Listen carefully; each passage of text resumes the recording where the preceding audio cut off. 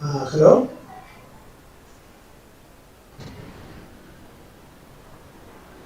Hello, good morning, sir. Good morning. Can you hear me? Huh? Yeah, I can hear, sir. Thank you. Dr. Subhadeep also has joined now. Oh, very nice. Welcome to sir also.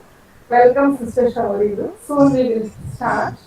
Good afternoon, sir. Good afternoon. Good afternoon. Good afternoon, sir. Okay. You were all of your students are going to join the online or you are project in the hall. Sir, what is your question? Students will be joined in online or you are projecting in the hall like that. No, on their own they are joining, sir. Some through YouTube, some through Google Meet. That's it, perfectly. Right. Your students are joining, sir. Few. Good afternoon, sir. Good Sir, afternoon. Subhamit sir, happy welcome. Good afternoon. Welcome to Shubhadeep sir.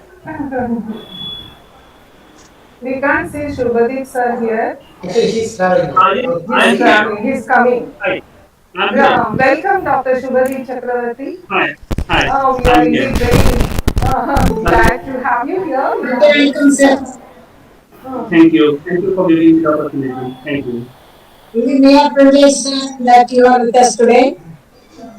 Special thanks to Britu sir for making this arrangement. It's because of him we have come to know you. And indeed, we are very grateful that you accepted and you are with us today, sir. Thank you, sir.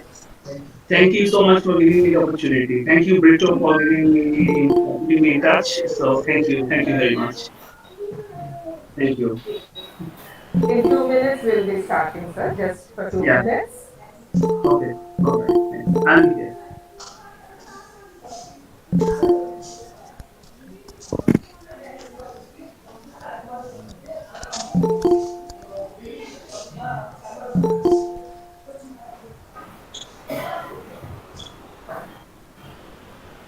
So, we are ready to start, sir. Yeah. A very fine morning to each one of you. I am Dr. A. Nirmala Jyotsna, convener of this webinar, and I am very delighted and pleased to welcome you all to this international webinar on Insights on Material and Space Science as a part of the National Science Day celebrations. It's an honor to have the opportunity to have such a distinguished gathering of scientists, management, staff, researchers, and a galaxy of students who have a great zeal and commitment to the cause of education. Today is really an auspicious day as we start marching towards knowledge enhancement, which elevates us to be partners in nation building. I feel highly honored to welcome the two resource persons, Dr. S.E. Martin Ditodas, Assistant Professor, Sacred Heart College, Tirupattur, and Dr. Shubhadeep Chakravarti from the University of Rennes, France.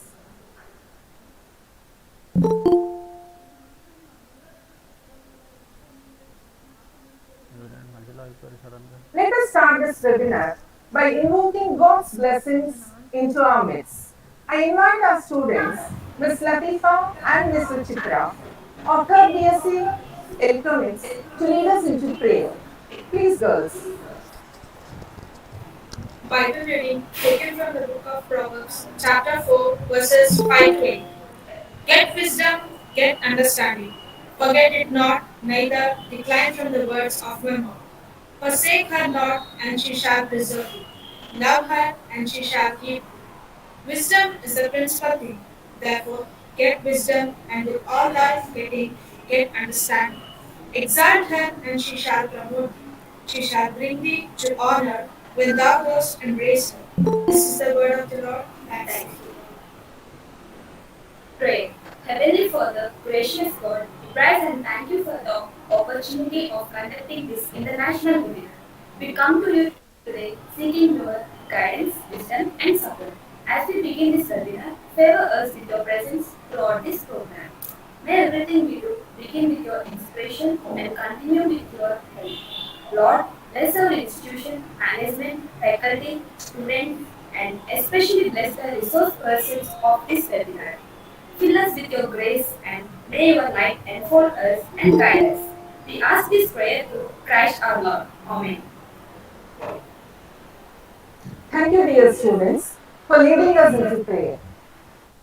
Our college, Ch.S.D.St.Theresa's College for Women, as you all know, is a college of excellence ranked A plus during the NAC 4th accreditation, striving relentlessly from 69 years for all-round development of young women in and around Eluru. This institution is run by Sisters of St. Anne of Providence, who are serving in many countries all over the world, showing light to many young lives.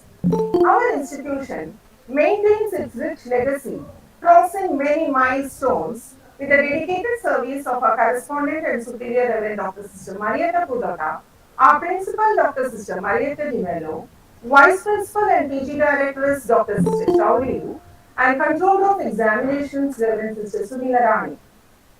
Now, strong in character, highly spiritual, truly committed, sincere in her ways, is our Vice Principal and PG Directress, Dr. Sister Shauli. I now invite our Reverend Dr. Sister Shauli to give her opening remarks for this webinar. Welcome, Sister.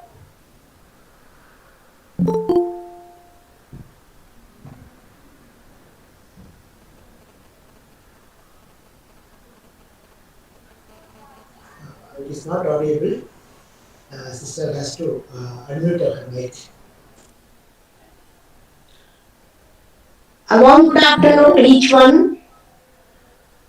We are happy to have our eminent research persons, Dr. Bittudas, Dr. Subhadeep Chakravarti sir, and our HOD, head of the Department of Physics and Electronics, Dr. Nirmala Josna, and all other HODs of the college and different faculties from various colleges, and the beloved students. I am happy today to be part of this international webinar on the occasion of National Science Day to be celebrated on 28th February. Science brings about solutions for everyday problems and provides answer to greatest mysteries of the universe. Science is thus one of the most important channels of knowledge. It has a specific role and has various functions for our society's benefit.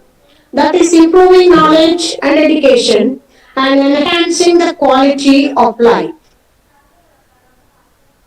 Every year, National Science Day is celebrated with a concept that focuses on the importance of science, and the departments of science and technology select the theme. This year's theme is Integrated Approach in Science and Technology for a Sustainable Future. The motive of this year's theme is to encourage talented Indian minds to come out from a silos working culture and take part in the theme-based projects. We know that we just over 50 days in 2022 and already we have begun this year very well. To note some of the innovation that took place in the past 50 days, nuclear fusion saw another major breakthrough, a huge step in quest for clean energy. A woman was cured of HIV through a breakthrough stem cell treatment. MIT engineers created an impossible new material, stronger than steel but as light as plastic. An international team of scientists used supercomputers to unlock a giant leap in the fight against antibiotic resistance. A new game-changing carbon capture technology could deliver a step change in our ability to remove carbon dioxide from the air. Researchers set a new Guinness record for fastest ever DNA sequencing technique, using it sequence a human genome in just 5 hours and 2 minutes. A new breakthrough in a spinal cord implant could potentially allow paralyzed people to walk again. A groundbreaking new technology regrew for a frog's last leg, and it might work on humans too. Surgeons completed the first ever heart transplant with a genetically modified animal heart, saving the life of a 57-year-old and taking a big step towards helping solve the global donor organs shortage. Biodegradable surgical tape has been invented making some intestinal fixes as easy as duct tape around the leaky pipes. James Webb, the awe-inspiring $10 billion space telescope, 25 years in the making, took its first images, a huge scientific milestone. An autonomous drone carrying a defibrillator saved the life of 71-year-old having a heart attack, a first in medical history. Researchers in Sweden found a promising way to use solar power to convert carbon dioxide into fuel using the ultra-fast laser spectroscopy. Just a few of many incredible achievements in the first 2 months of this year. The world is far from the perfect, but we shouldn't forget that about 90% of all scientists that ever lived are alive today. Never before have we had so many people whose sole purpose of work is to better understand how the world works. 2022 is shaping up to a remarkable year in science and technology, and also using the technology to showcase WW12 movie like a scenario before our eyes. Is it a curtain raiser? Yes. So, National Science Day. So primary objective is to inspire and ignite an interest in science, inspire people, especially students, to perform new experiments and make them aware of the latest developments in science and technology. So, in anticipation of National Science Day celebrations, we, the management and staff of Department of Physics and Electronics, are very glad to organize international webinar on the theme applications of materials and space science. I'm happy to tell you that we have a passionate physicists and honest researchers as research persons. Dr. S.A. Martin Bridodas, Assistant Professor at Sacred Heart College, Tirupattur, Tamil Nadu, and Dr. Sudhir Chakravarti, Researcher, Institute of Rennes at France, who will be throwing insights on very innovative topics like dynamic shockwave approach and astrochemistry through molecular universe. While I thank the research persons in advance, I humbly acknowledge huge efforts made by Dr. Britta Das in making this webinar a reality. I am grateful to you, sir. So, with these few words of my remarks, I welcome everyone to be a passionate listeners, learners, and researchers, and let us all strive to work together for the development and well-being of our country and for its sustainable future. Thanks to one and all. Thank you, dear sister, for the wonderful opening remarks and also for explaining very clearly about the importance of the National Science Day and how important it is to enhance the duty of the students to grow up and to make the nation grow. In today's international webinar on Insights on Material and Space Science, we are really blessed to have with us Dr. S.A. Martin Das, Assistant Professor, Sacred Heart College, Tirupattur, and Dr. Shubhadeep Chakravarti from University of Rennes, France, to share their fund of knowledge with us. Now, let me first introduce the resource person of first session, an eminent, efficient, and an enthusiastic person, Dr. S.A. Martin Brito Das to you all. He has contributed greatly to the research in the field of material science. His broad area of research being spectroscopy, shockwaves, nanoscience, and crystal growth. Dr. S.A. Martin Brito Das is currently working as an assistant professor in Department of Physics, Sacred Heart College, Tirupattur, Tamil Nadu, India. He received his PhD degree in the field of crystal growth from Madurai Kamaraj University, and he did his postdoctoral research in the Department of Inorganic and Physical Chemistry, Indian Institute of Science, Bangalore. He got 3 research projects, including one major project worth 22 lakhs from BRNS Mumbai. He received the Best Innovation Award from the Society for Shockwave Research, India in 2016 for the development of bicycle-assisted shock tube. has been selected for Young Scientist Fellowship Program by Tamil Nadu State Council for Science and Technology in 2017, and also he has filed 5 patents, out of which 3 patents are published. Apart from this, he is the recipient of many prestigious awards and fellowships like Dr. Kothari Postdoctoral Fellowship, Centenary Postdoctoral Fellowship, University Stipendary Research Fellowship from reputed research organizations and universities. He also has won 3 Best Paper Awards in various national conferences related to crystal growth. He has altogether nearly more than 150 publications, most of them international reputed national journals to his credit. Has published 2 books, organized 4 conferences, and has delivered 25 invited talks in various conferences. We are really very fortunate, sir, to have such a man of knowledge and expertise with us today in our midst. I invite you, Brito, sir, to share your knowledge with the gathering. Eagerly waiting for your session, sir.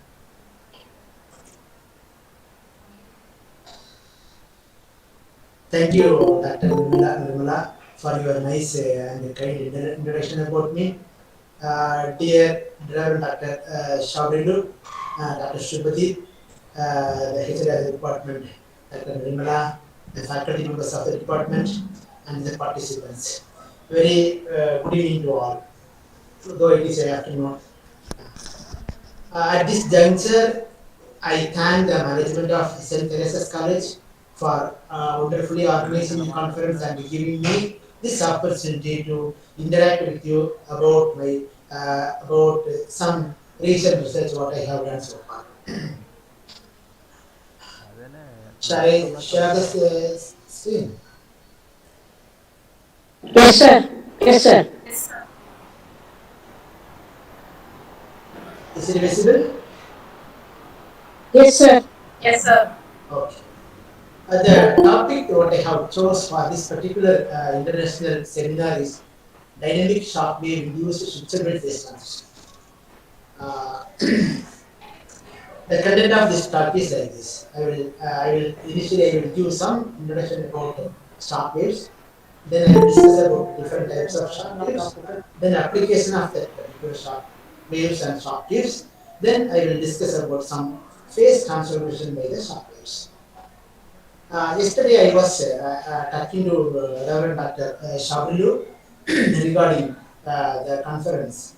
I asked her what about the nature of the participants.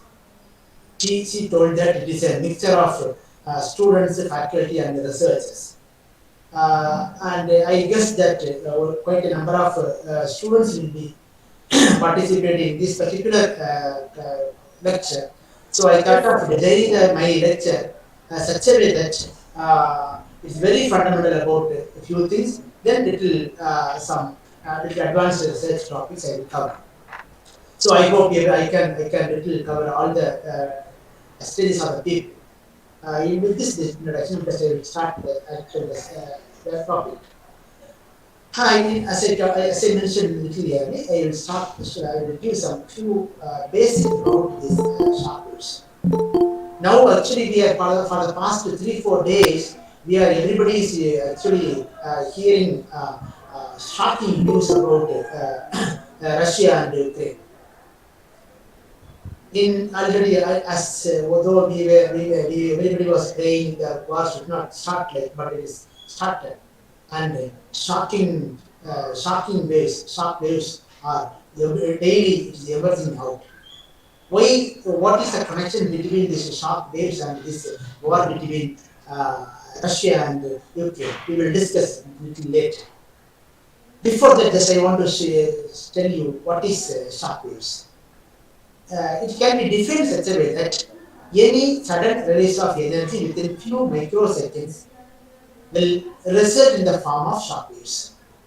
Shock waves are generated mainly by 2 ways. One is natural, another one is artificial. These shock waves can be generated during earthquake, tsunami, lightning and thunder, etc. Artificially, we can generate shock wave in different ways. By one uncontrolled way, another is controlled way. Later also, but those supersonic flights always generate shock waves. Then controlled shock wave, but also we can generate shock wave by controlled way. That those are called as shock tubes. I will discuss with you later. First of all, this is a photograph. When a bomb blast, it's a real time photograph. A bomb blast. No. So this is a by special camera they have taken the photo. You can see this black border is there. No? This is actually shock waves. When in the case of bomb blast, energy is actually suddenly released. Wherever, as I told you earlier, wherever uh, energy is suddenly released, you can find shock waves. Shock waves will come out. This shock waves will go spread in the space, and wherever it will go, it will destroy the people or destroy the buildings. That's what we could see. Uh, that's what we could see whenever a bomb blast is happening. After 1 kilometer away from the epicenter of the bomb blast, the windows of the buildings are broken because of this shock wave. Similarly, when you are shooting a gun, you can see now that gun is going here around the gun, the shock wave will generate. If a material, if an object flies or travels more than the velocity of sound wave, those will generate shock wave generally. Right now, even you can see this photograph. This is a flight. First photo you can see. This is a passenger flight. You can see this shape. It's like a plus. Right now, but the shape of a jet is completely different to what. As I told you earlier, when an object going very fast, if the speed is more than the velocity of sound wave, they will generate shock. In the case of passenger flight, they will not go much velocity. But in the case of jet, the but in the case of a jet, when it is going very fast, means the velocity more than velocity of sound, the shock wave will generate in this place, and it will spread through like this. If this shock wave touches the wings, everything will collapse within a second. That's what. If the velocity increases, speed increases, the shape will be like this. I will show you a small video, then you will understand more about that.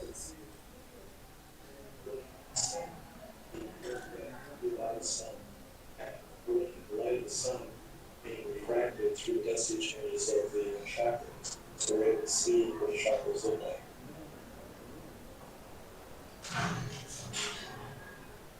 See, when a flight is moving, stop The it. weight of a boat.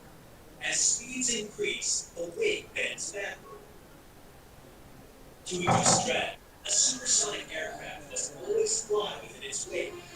So as the planes went faster, they became long and slim, and wings were swept back. By 1958, only 10 years after Yeager's flight, military fighters were traveling twice the speed of sound.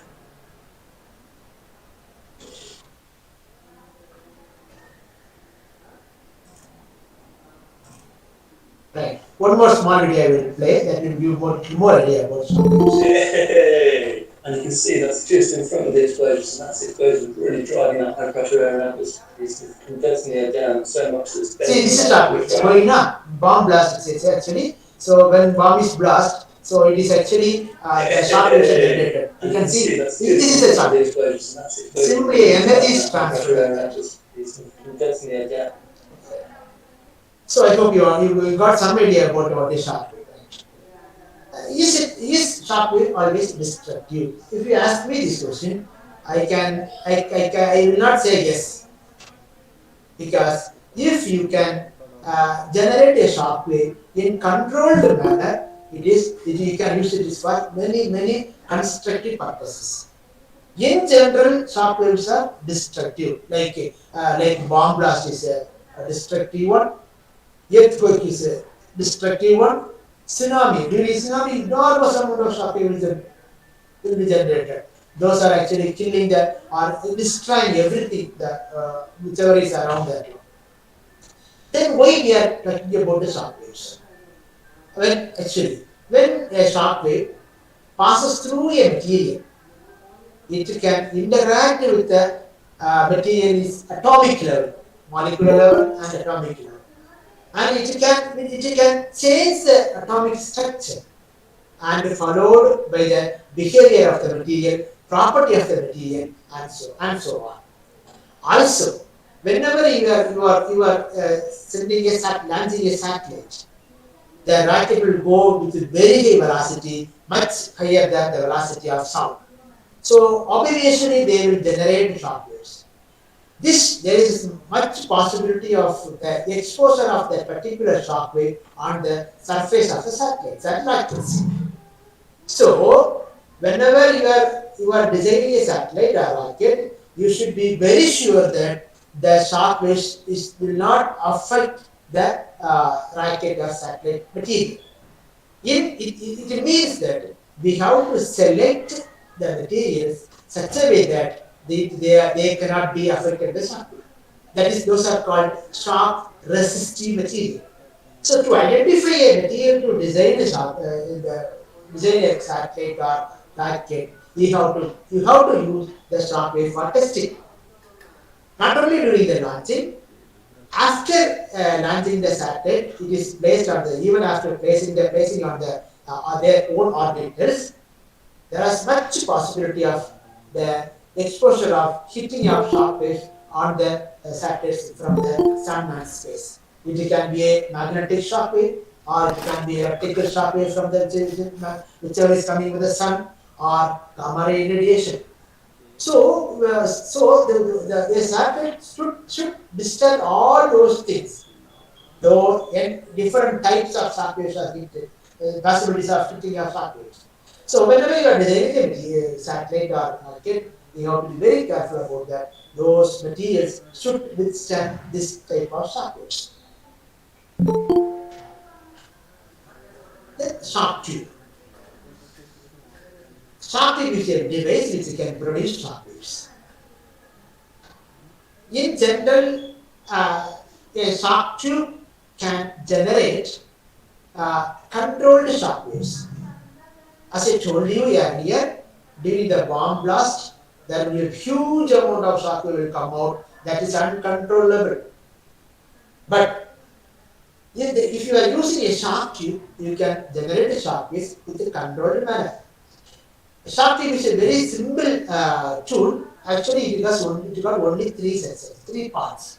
One is called driver section, another one is called driven section, is a diaphragm section. These are some conventional shock tubes. In the world, many laboratories got shock tube facility. Actually, the world's largest shock laboratory is placed in India, IAC Bangalore, Indian Institute of Science Bangalore. So this is a IAC shock tube. Actually, in fact, the shock tube is very huge.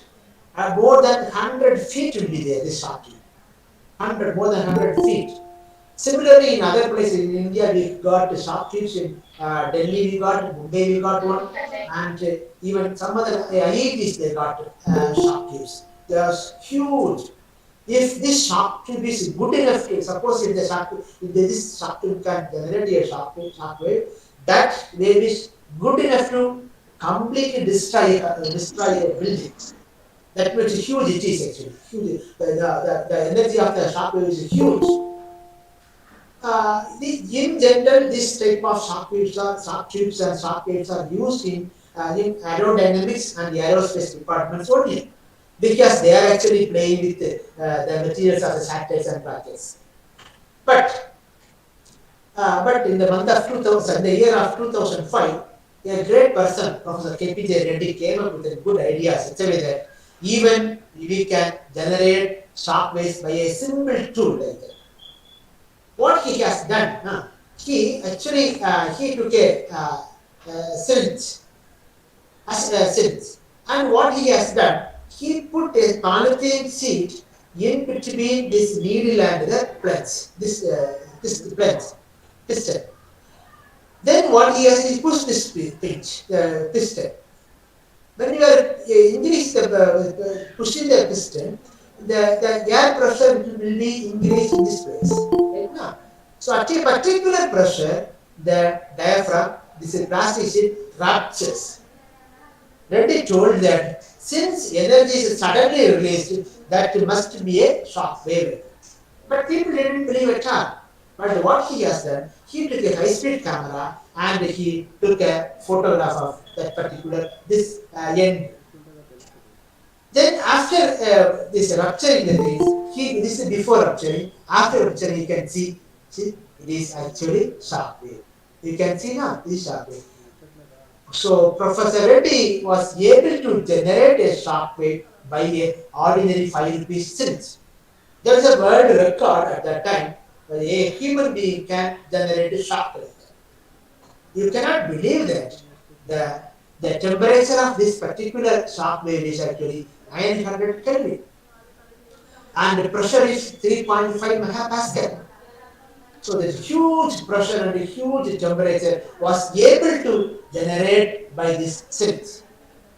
As I told you earlier, a shock tube got three parts. One is driver section, driven section, and diaphragm section. So you can see this is a driver section, the cylinders. This is driven section. This is diaphragm section. So the same the shock tube is replicated here, and he was able to generate shock waves by using then what he has done. It is actually then it is called as Reddy tube. Nowadays it is called as actually Reddy tube, Reddy shock tube. Then what he has done, he just replicated the same thing as a stainless tube. Here see this is shock. This is a actual driver section. This is driven section, and this is diaphragm section.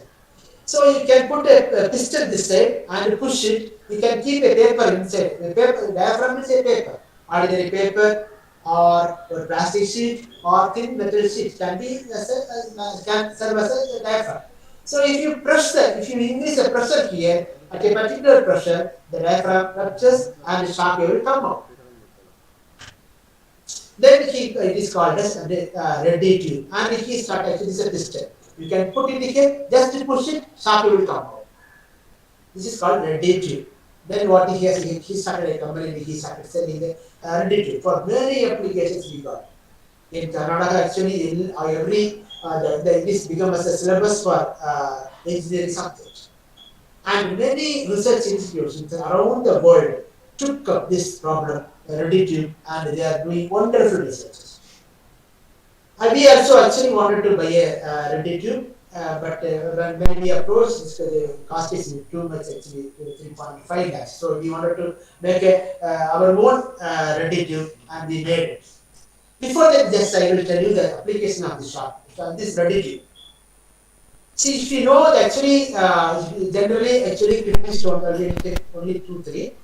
Suppose if you got some kidney stone, there are two methods to remove the stone. One is medicine, another is surgery. Surgery is painful. What Professor K.P. Reddy did, no? He just put the shock wave on the place where the kidney is. So shock wave travels through the kidney and crush the stone and take it out. Within half an hour, the kidney stone will be removed. So that's what is one great invention.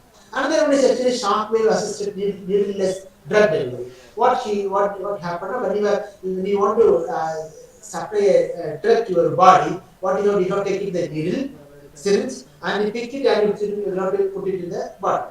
But what he has done, you can figure. See, you can apply the medicine here and it's a detail. Give a small shock. This shock will take all the medicine into your body without any pain.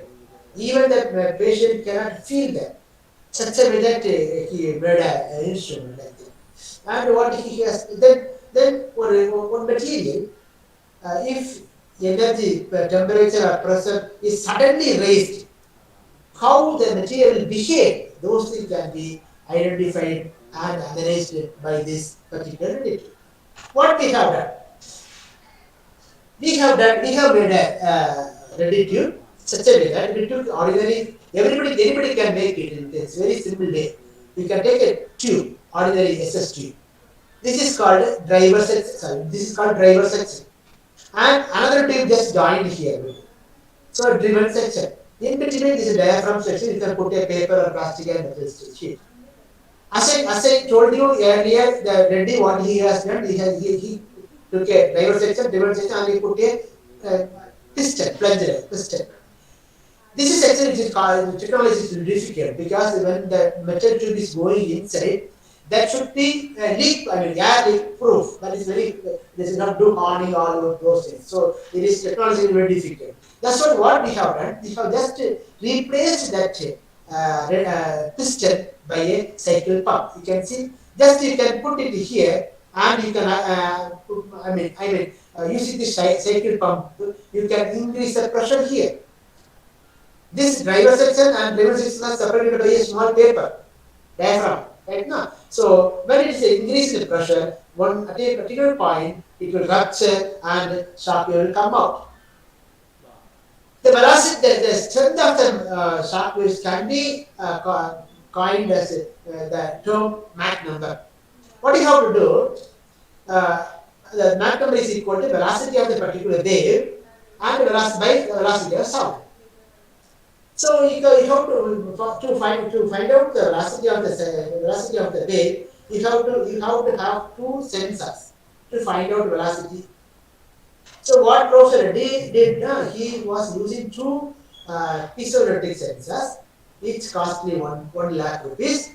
But what we have done, we have taken this shock tube and extended it like this. And we have put just two 20 rupees microphone here one and here. Now I am acting this shock tube, shock base or cycle tube, and we have put the pressure here inside. At a particular pressure, it ruptures and shock waves started to come out.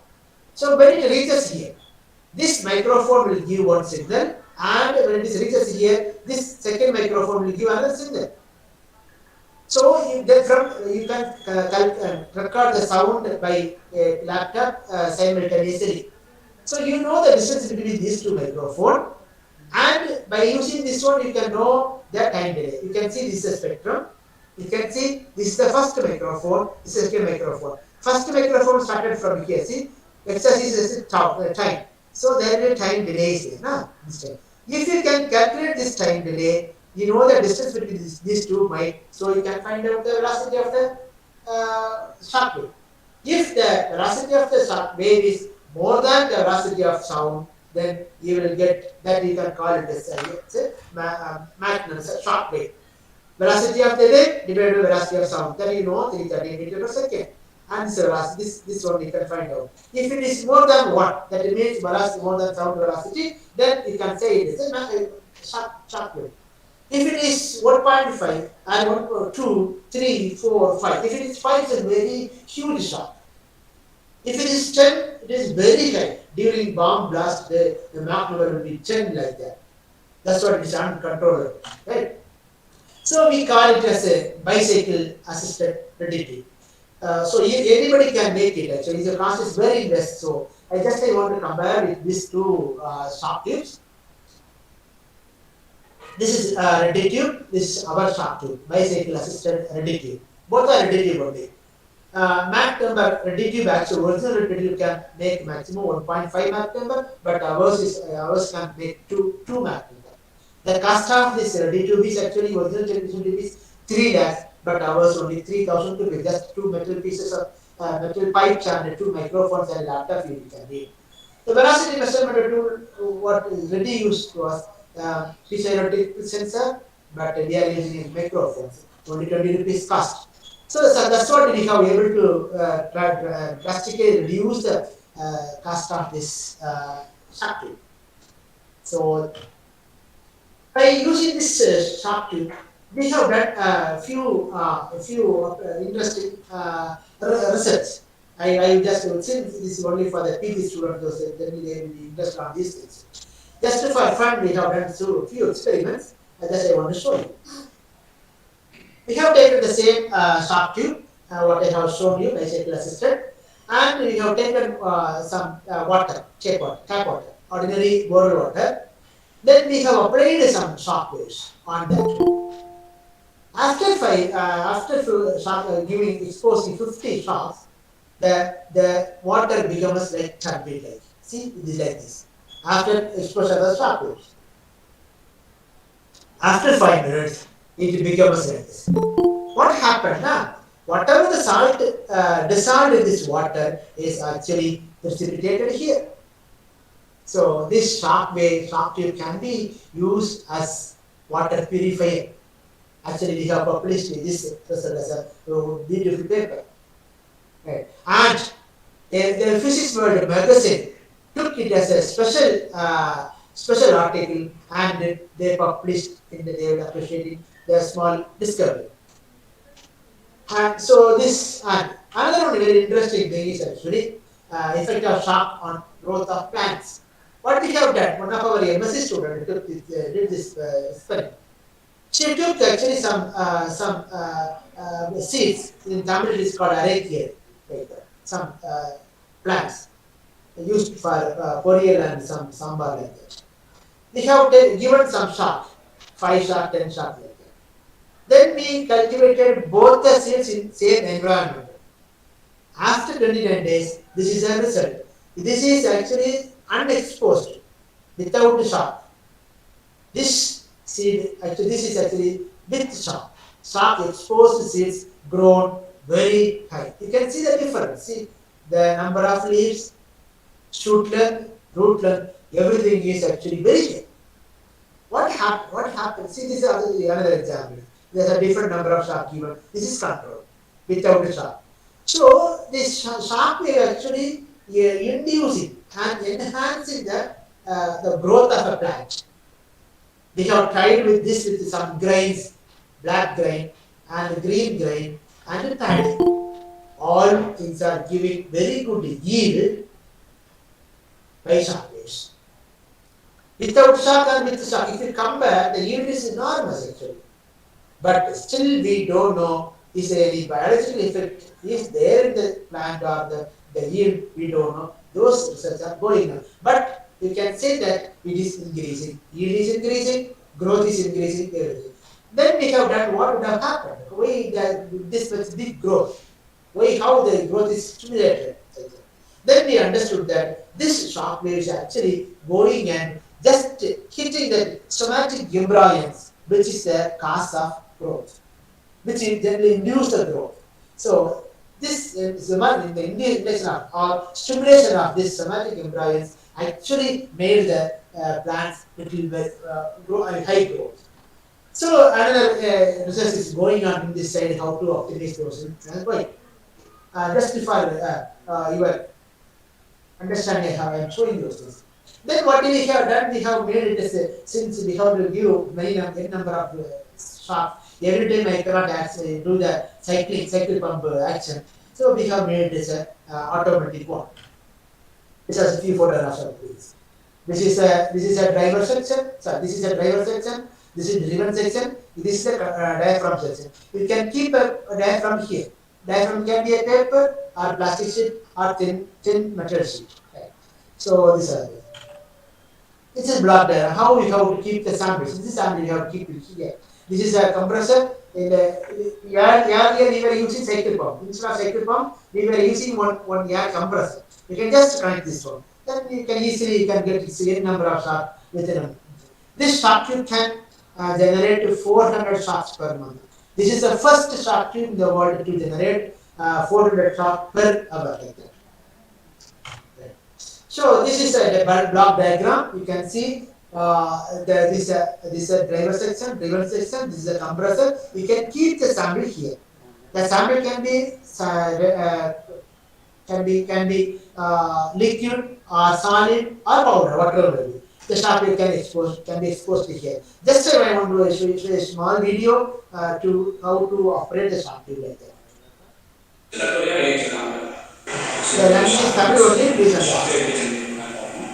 So, in another state, right section, right section,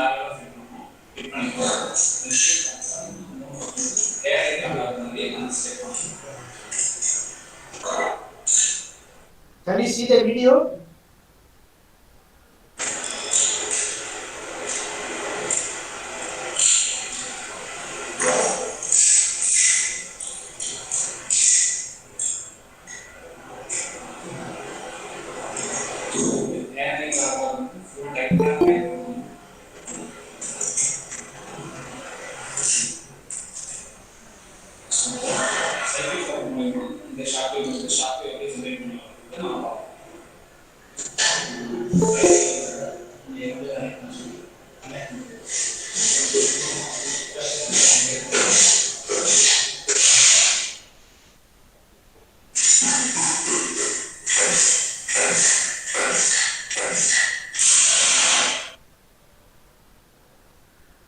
I hope you could able to see the video. Let's see.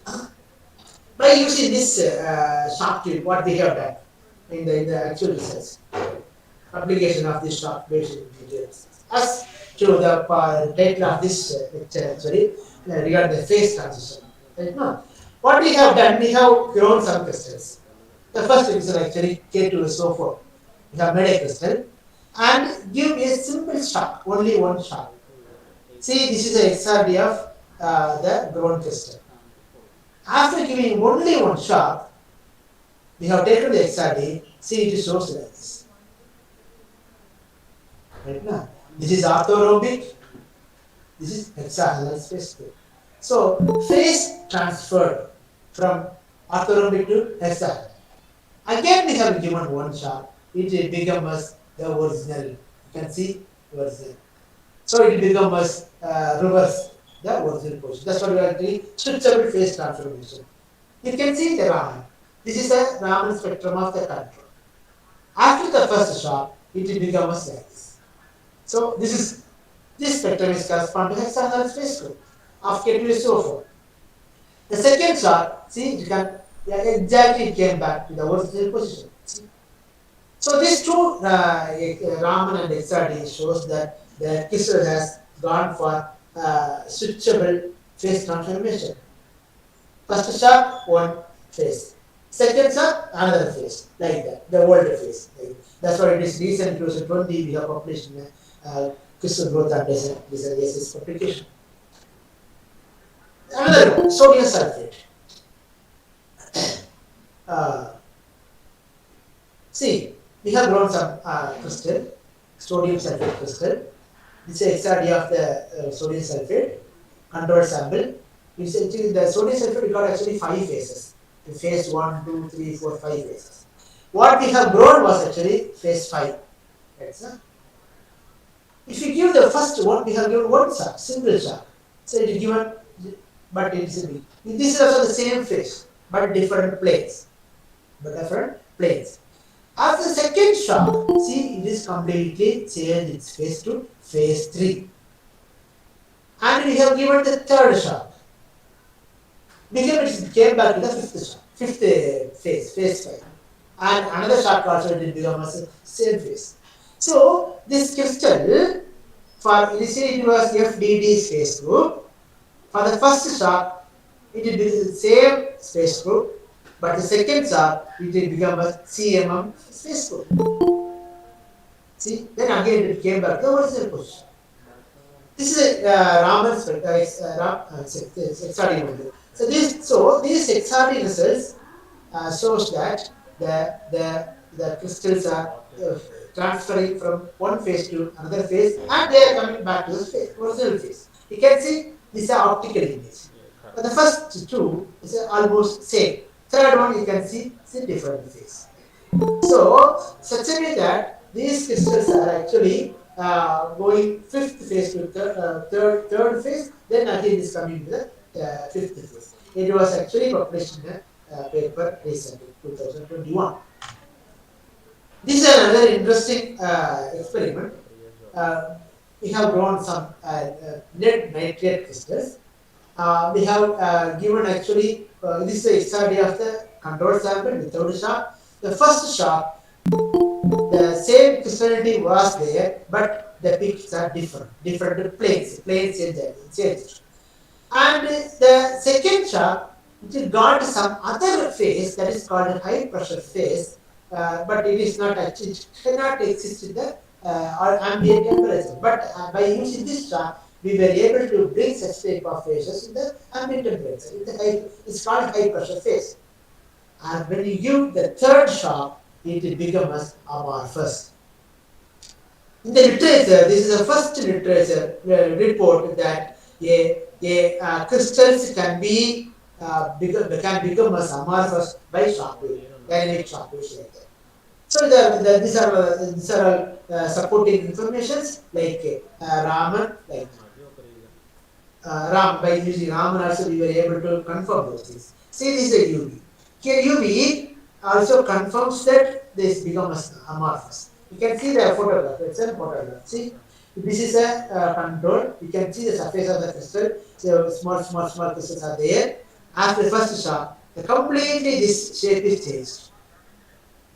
After this shock, again surface change. Finally, it becomes amorphous. You please keep it in your mind. These things are done by this software what we have made by using a bicycle pump. So from a small tool, we were able to very good result, and it is published in a very good journal also. Those are whatever I have shown is actually we call it crystals. But if you go to the nanomaterials, another interesting stuff you can see. For example, we have prepared synthesized cobalt oxide, CO3O4 nanoparticles. And this is a XRD spectrum. It shows that it's the ground materials like synthesis materials and cobalt oxide. We have given 50 shots. There was not much changes. Then we have given 100 shots. But there is a small deviations, the peaks are not little reduced, the intensity is reduced. But when we gave 150 shot, the compound is completely changed. You can see this is CO3O4, cobalt oxide. After 150 number of shots, it became as COO. This is the first report in the literature that the complete transformation of one material from another material by dynamic shock waves. You can see another very interesting result you can see. We have to check the magnetic properties of the material. Since the cobalt oxide is actually a magnetic material, we have taken this magnetic properties. You can see this is a control. It's super paramagnetic. After giving the 50 shot, it's almost like a paramagnetic. Next. After 150 shot, it becomes again the original position, original phase. That's what is a reversible magnetic phase transition. So, by this phenomena, we were able to make crystal to amorphous, amorphous to crystal, and one phase of a material and to another one phase material. And this is one of the important achievement that even the generally phase transformation can happen in the liquid state, but in solid state, phase transformation is very rare. Such type of interesting results we got by using this shock tube. Another one interesting experiment we have done. We have synthesized titanium oxide nanoparticles. This is the XRD for the control. It shows that it is an phase. Then we have given actually 30 shocks. We have slowly, gradually increased 30, 60, 90. When we have given the 90 shocks, this titanium oxide completely transferred to uh, brookite phase. Anatase phase and brookite phase. The transformation is happened from anatase to brookite. So you can see the Ram. Ram is also very well evident that supporting that the compound completely becomes brookite. See, this is anatase, this is brookite. Only that the 90 shocks becomes uh, uh, brookite phase. So it was also published in a very good journal, materials letters. I think this is a one more. This is another interesting experiment. We have synthesized ferrous oxide nanoparticles. This is a ferrous oxide XRD for control. This is 50 sub, 100 sub, 150 sub. But by XRD, there is no much change. There is no change in the structure. Though the crystalline is less, but the structure is the same. There is no change at all. But if you go for the sum, we can see the shape, how much it is changing. This is control, this is 50 shock, 100 shock, 150 shot. See shape how much it changes. That's what I'm telling you. When the shock wave passes through the material, it melts and recrystallize. That's what the shape is completely changed. Similarly, this is magnetic property is completely changing. For it's a control. The 50 star, you can see the area of this one. See, it is like a superferromagnetic. It's acting for like superferromagnetic. So such a way that this tool, sharp tool or ready tube can make wonders with the crystals, nanomaterials, and gentle applications like water purification, seed germination, and like that. That's what. And I want to tell you one more thing. This one more thing here. Till 2005 means till the Reddy introduced this shock tube, ready tube. These shock waves are used only in the aerospace department. Sorry, and aerodynamics department. But after Reddy, it is a very new field has opened now for material science because now this radiative can be used to make mild shocks. This mild shock is good enough to play with the materials. This shock wave is good enough to interact with the atomic level. So now only this field is emerging. So many rooms are to be opened. So my dear students and researchers, if you are working with the material science, please you can choose this Shockwave field to get very good publication, very good understanding about the materials in the extreme conditions. And the people, those who are yet to start the research, you can also choose this type of research because you no need of any huge instruments. You no need to invest too much money. Only just 3,000, 4,000 rupees, you can make a single small shock treatment with a circuit pump or something like that. You can generate a shock wave and you can study with the material and you can play with the material and you can become a scientist. So far, we have discussed the origin of shock waves, impact of shock waves, relative and its applications. At this juncture, I would like to thank our college, Sacred Heart College, to support us throughout this research by a research grant, Don Bosco Research Grant. I sincerely thank the management for this wonderful opportunity and other things. And also I thank Professor K.P. Reddy, Dr. Vijay Nidali, Dr. Arumham Bidiyu, Dr. Suresh Dubai, and Kamalabadi from Chennai, Dr. Shekhar from Karaikudi, and Dr. Kalyan Sundar, Periyar University. And finally, not but the least, most of the work are done by my students. So I give my heartfelt thanks to my students for their wonderful support. This is our research group. This is a person actually who designed the relative cycle pump assisted relative and automatic relative, and he's doing with many works with this shockwave. This assistant she was also working with the shockwaves and materials. Whatever the research I have shown you, they only made those. They made it. This is Mr. Madhavan. Now he's working. This is our full group. Thank you so much for your kind listening and patient listening. And if you have any doubts, please let me know. I'm happy to answer. Thank you. If any queries, so can we have at the end of the webinar or just now you want to clarify? If it is, we can make it now. That's good. Then I'm next. Okay. If any, yes, dear participants, if anybody having any queries, I think you can ask sir now.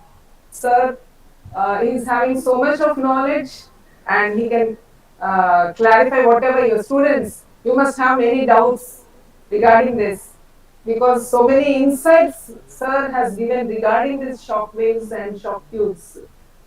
If anybody is having any query, please ask. Yes, you can unmute yourself and ask.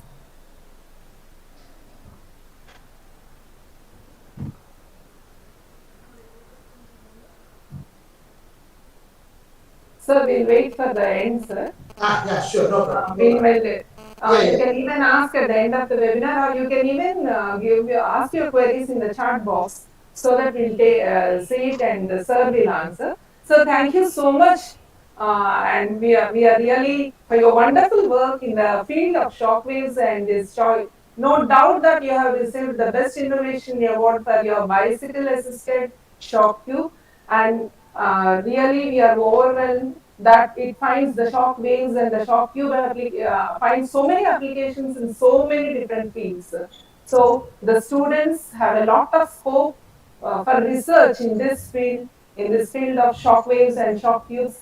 Really a wonderful work. Congratulations to you and your team, sir. Thank you for the beautiful insights that you have given regarding these shock waves and shock tubes. Thank you very much, sir. Now, we have now with us Dr. Shubhadeep Chakravarti from the University of Rennes, France, to take us on voyage in a ship to molecular universe. I now have the pleasure of inviting Dr. K. Srilata, Associate Professor in Physics, to introduce Dr. Shubhadeep Chakravarti to the gathering. Please, Ms. Srilata. Thank you, Dr. Nirmal Josama. Good afternoon, one and all. Today, we live in a world where physics has transformed our lives. Two of the most important things about physics are generate fundamental knowledge required for technological developments that ease and automate our work, and its marriage with fields like engineering, computer studies, space travel, chemistry, biomedical studies, and so on. The study of physics is also an adventure. You'll find it challenging, sometimes frustrating, occasionally painful, and often richly rewarding. Scientists and researchers have become the bearers of the torch of discovery in our quest for knowledge.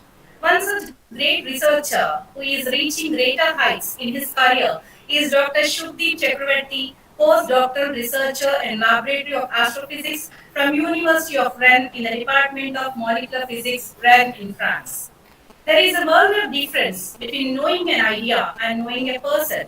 Dr. Shubdeep Chakravarti hails from Kolkata, from West Bengal. Coming to his academic qualifications, he did his undergraduation from Bhairav Ganguly College, Kolkata in 2006, post-graduation from Indian Institute of Engineering, Science and Technology, Kolkata in 2009, Doctor of Philosophy in the field of spectroscopy from the Department of Inorganic and Physical Chemistry in Indian Institute of Science, Bangalore, and the measure of greatness in a scientific idea is the extent to which it stimulates thought and opens up new lines of research. According to Dr. Shubdeep, scientific research is one of the most exciting and rewarding of the occupations. He joined as postdoctoral researcher in IISc Bangalore in 2016, postdoctoral researcher in laboratory astrophysics from Indian Institute of Research and University of Toulouse in France from 2006 to 19, and currently pursuing second postdoctoral in Laboratory of Astrophysics from the Department of Molecular Physics at University of Rennes in France. Dr. Chakrabarti is an experienced and skilled molecular spectroscopist and astrochemist working in the domain of experimental and theoretical spectroscopy of small and large polycyclic aromatic hydrocarbons since 10 years. A researcher like Shubdeep is not happy in resting on his attainments, but in the steady acquisition of fresh knowledge. He is also a laboratory astrophysicist and currently involved in building an optical setup to study the evolution and processing of interstellar dust in presence of shocks. As an experimental and experienced researcher, currently Dr. Shubdeep is pursuing three major research projects. The measures of greatness in a scientific idea is the extent to which it stimulates thought and opens up new lines of research. According to Dr. Shubdeep, scientific research is one of the most exciting and rewarding of occupations. He is also a laboratory physicist and currently working in building an optical setup to study the evolution and processing of interstellar dust in presence of shocks. As a researcher and experienced researcher, currently Dr. Shubdeep is pursuing many projects. Dr. Shubdeep Chakravarti's secret is patience. Adopt the pace of nature.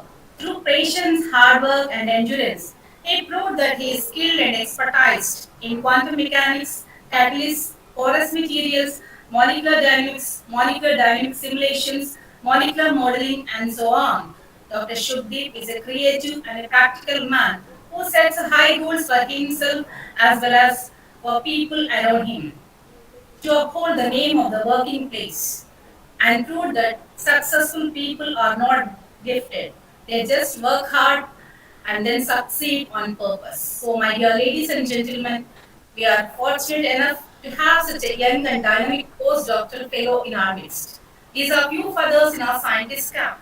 Due to time constraint, I confine myself to these few words and present to you Dr. Shubdeep Chakravarti, postdoctoral researcher in Laboratory of Astrophysics from University of Rennes in France.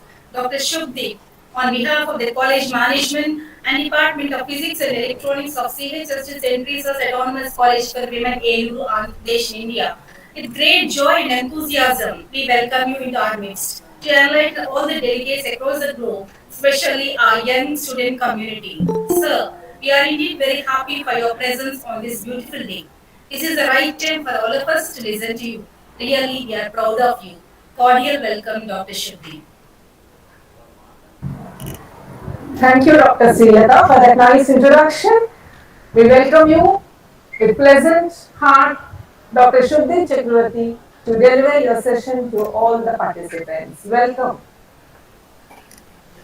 Thank you very much, Dr. Nirmala and Dr. Srilata, for this nice introduction. I'm really, really overwhelmed to be here in this occasion of National Science Day. And the area I'll be talking about, I am recently venturing, so it's almost like 5 years. So I will share my screen first. Just a second. Mhm.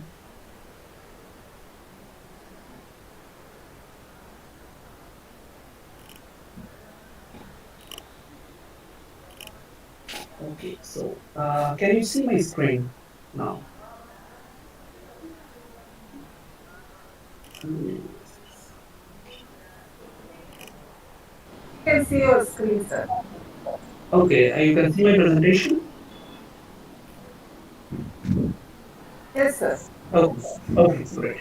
Yes, Thank you so yes. much. Okay, so today I'll be talking about astrochemistry, which is a relatively new area of research. And ఆస్ట్రోకెమిస్ట్రీ అంటే ఏంటో వినండి మనకు తెలియంది.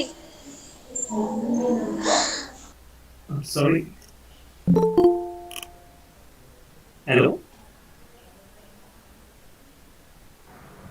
Yes, sir. You can proceed, sir. Ah, okay, okay, I see. Okay, okay. So what is astrochemistry? So it's all about the formation, destruction, excitation of molecules in the astronomical environments under the influence of structure, dynamics, and evolution of astronomical objects. And it's a highly interdisciplinary research topic where we can see the physicist, chemist, biologist, biochemist, everybody is working together. And it's about the blending of astronomy with the chemistry. And both of them are enriched in a mutual way. So, if we go back in time, what was there at the beginning? There was nothing.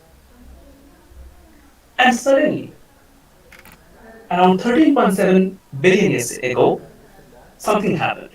What we all know as the Big Bang. And after the Big Bang, like 380 to around 400,000 years after the Big Bang, the universe was in a kind of plasma states, and it was full of different subatomic particles like electron, proton, neutrons, and photons, which is light.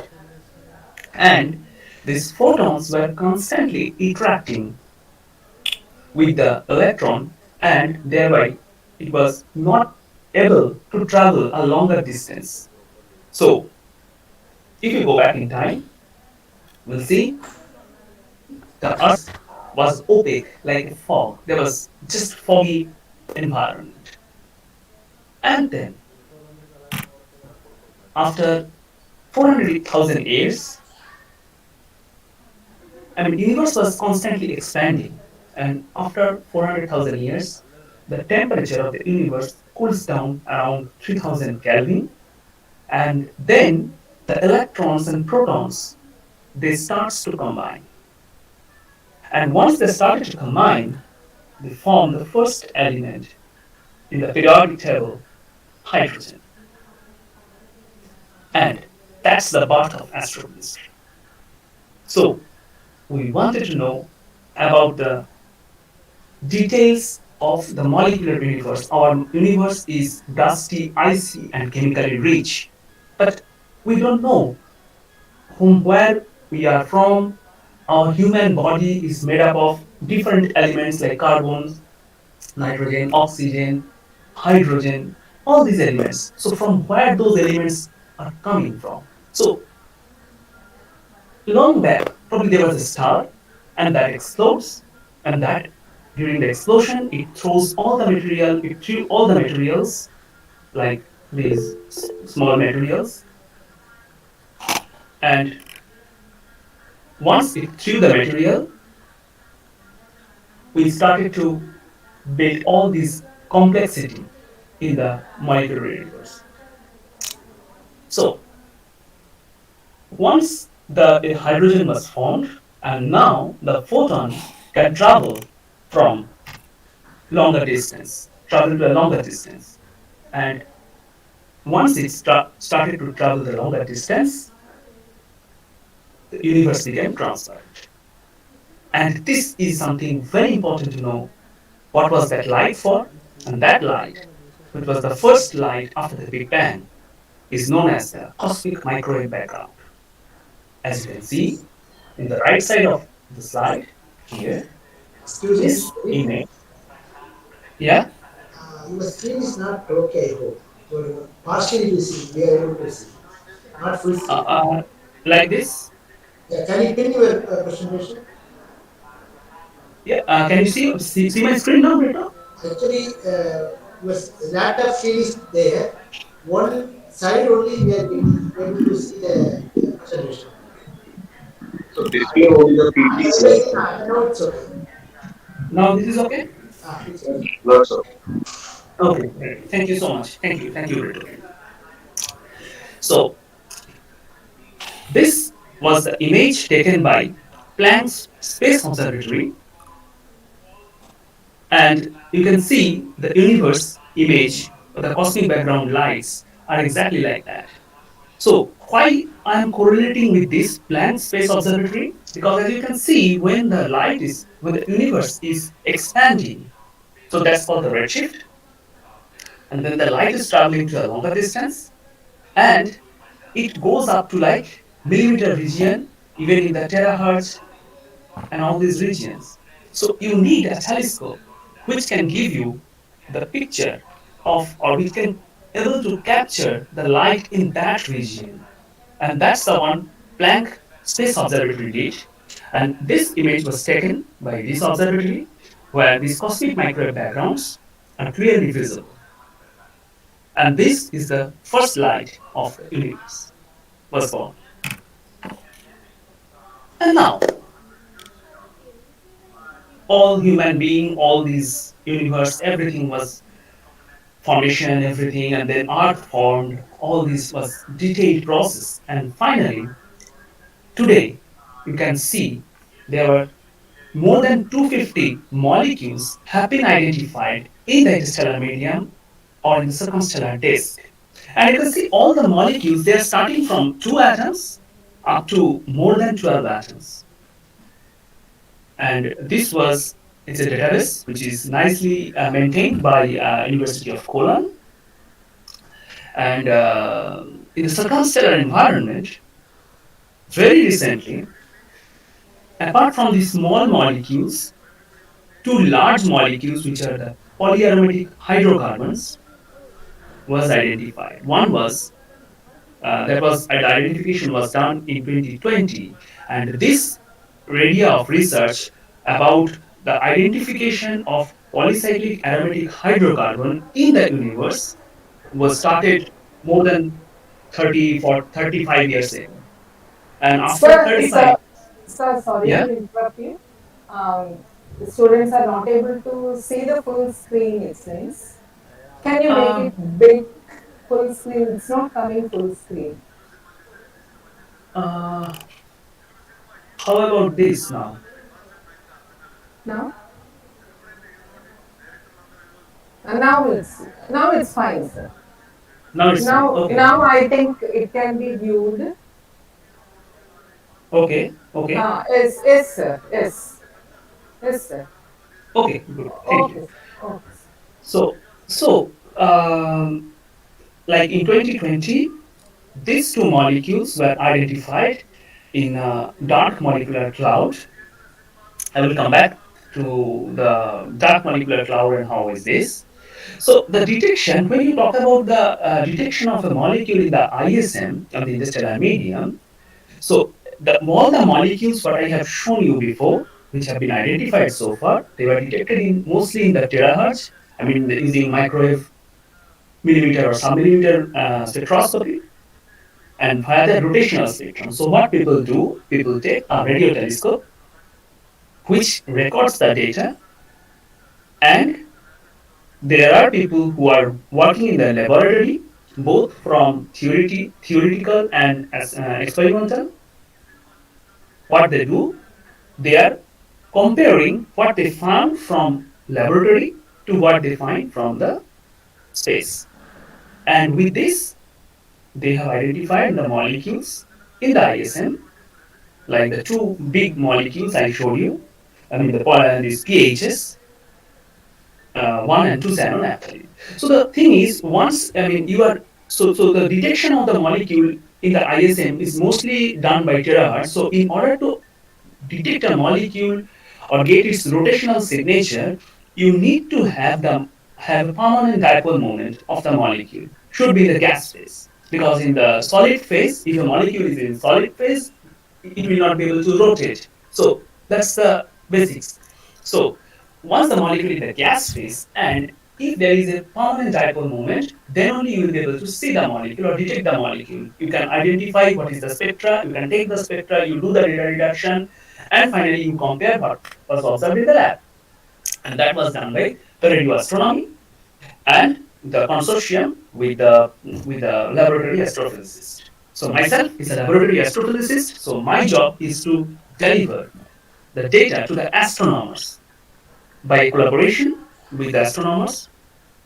And you can see that this molecule, hydrogen cyanide, this was identified by radio astronomy. However, the other one, the naphthalene, which is the simplest polyaromatic hydrocarbon, this was not till now not identified because it doesn't have any permanent dipole moment. Because of the nitrogen, the dipole moment is working towards the right. So it was detectable, but this was not detectable.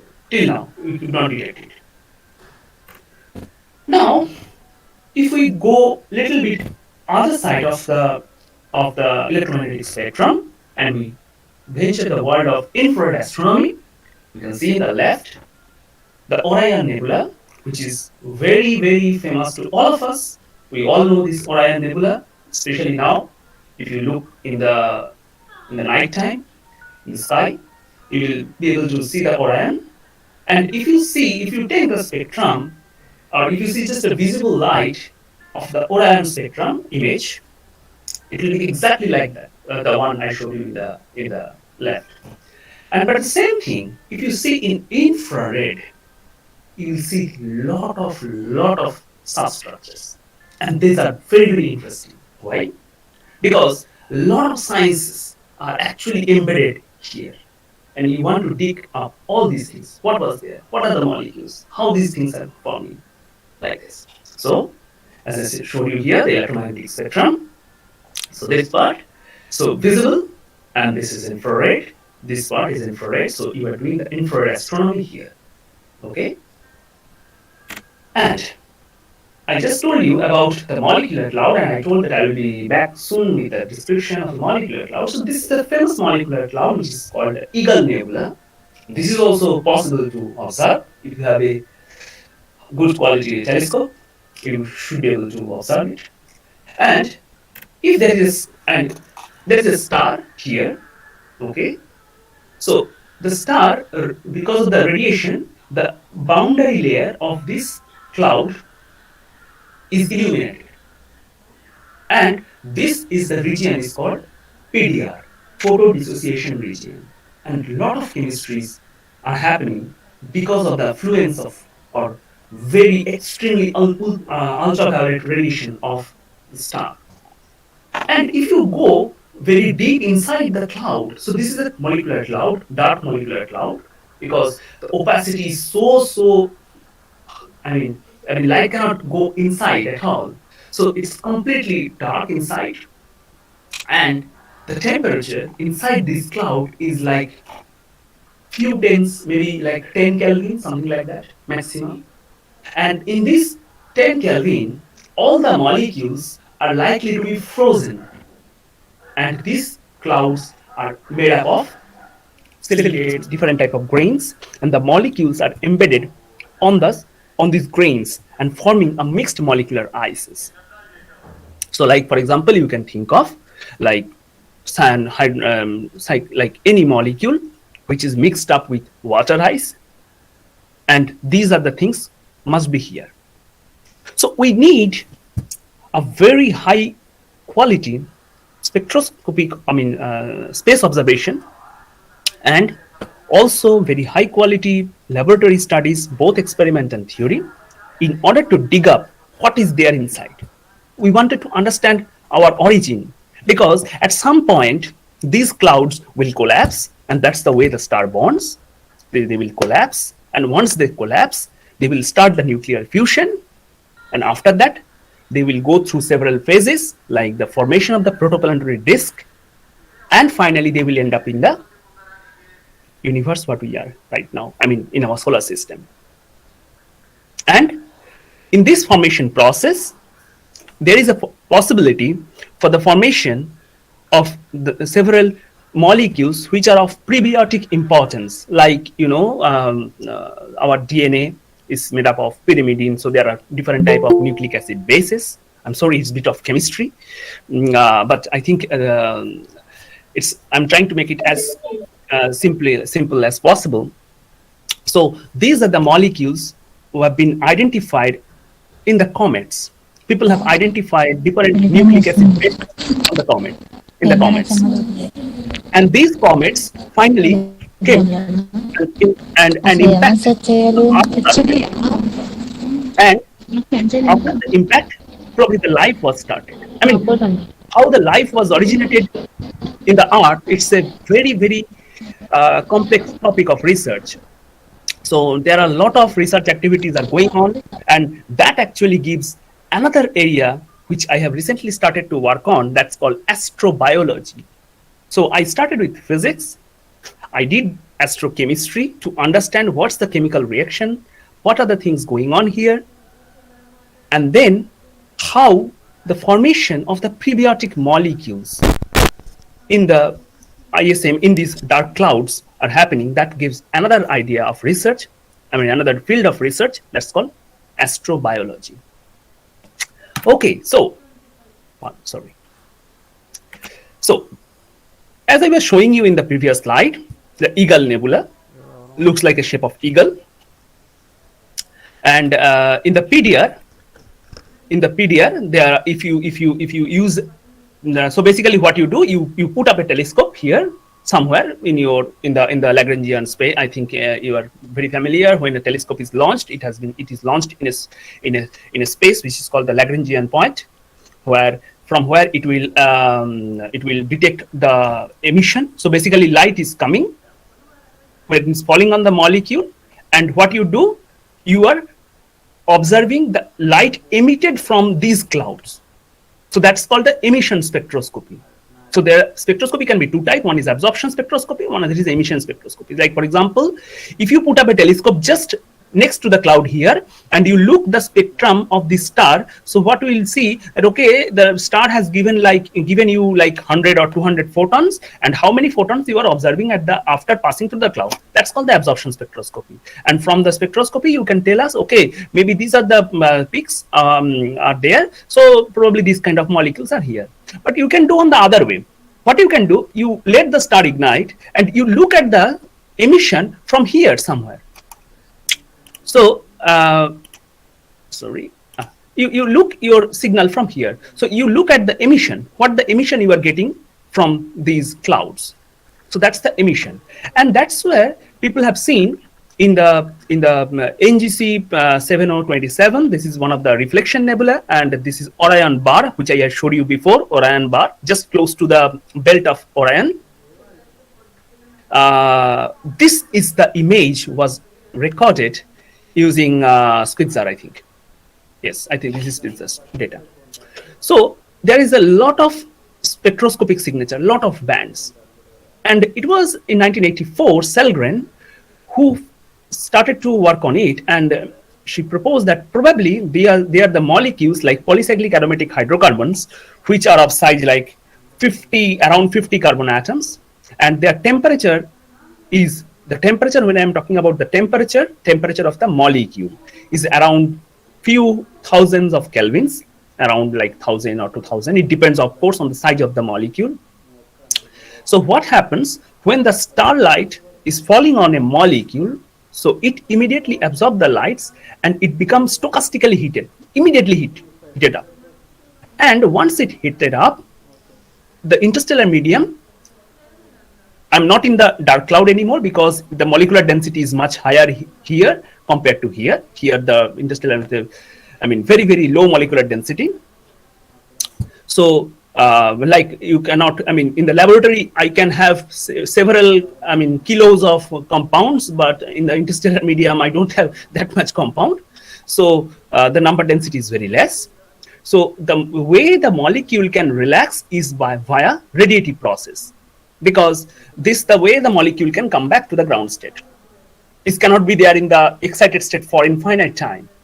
And once it comes back to the ground state, it emits the radiation in these wavelengths, like 3.3 micron, which is here, this 3.3 micron, 6.2 micron, this one, 7.7, 8.6, all these bands. And these bands are because of the pH infrared bands, mid-infrared bands. And what will you gain out of doing research for these pHs? Why? Because it tells you the cosmic carbon budget, how much carbon is locked in the ISM. You can understand if you do the research in this particular area, that how much is the pH. So it's not only the pH, there will be fullerenes, which is already identified, like in 2010, people have identified fullerene in the interstellar medium. So as I was telling you, when the pH is absorbing a UV photon, it becomes vibrationally very hot.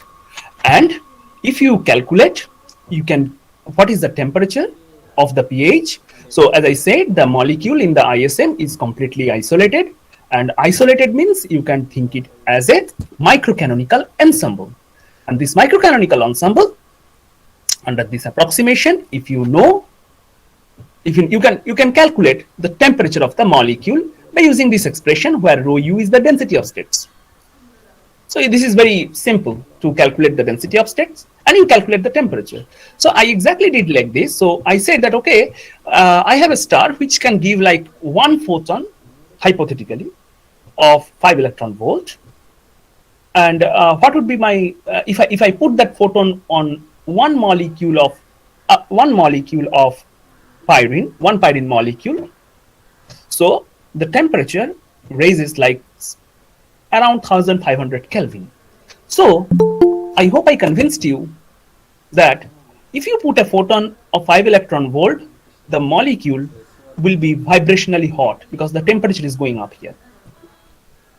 Okay, so if you wanted to get a bit more insight about the photophysics of pHs in the ISM, so what I said, the molecule They are the different electronic state of the molecule. So like S0, S1, S0 is the first ground electronic state, second electronic state, third electronic state, like that. I mean, a molecule is composed of several electronic states. So the photon is impinging on S0 and it causes an electronic excitation here.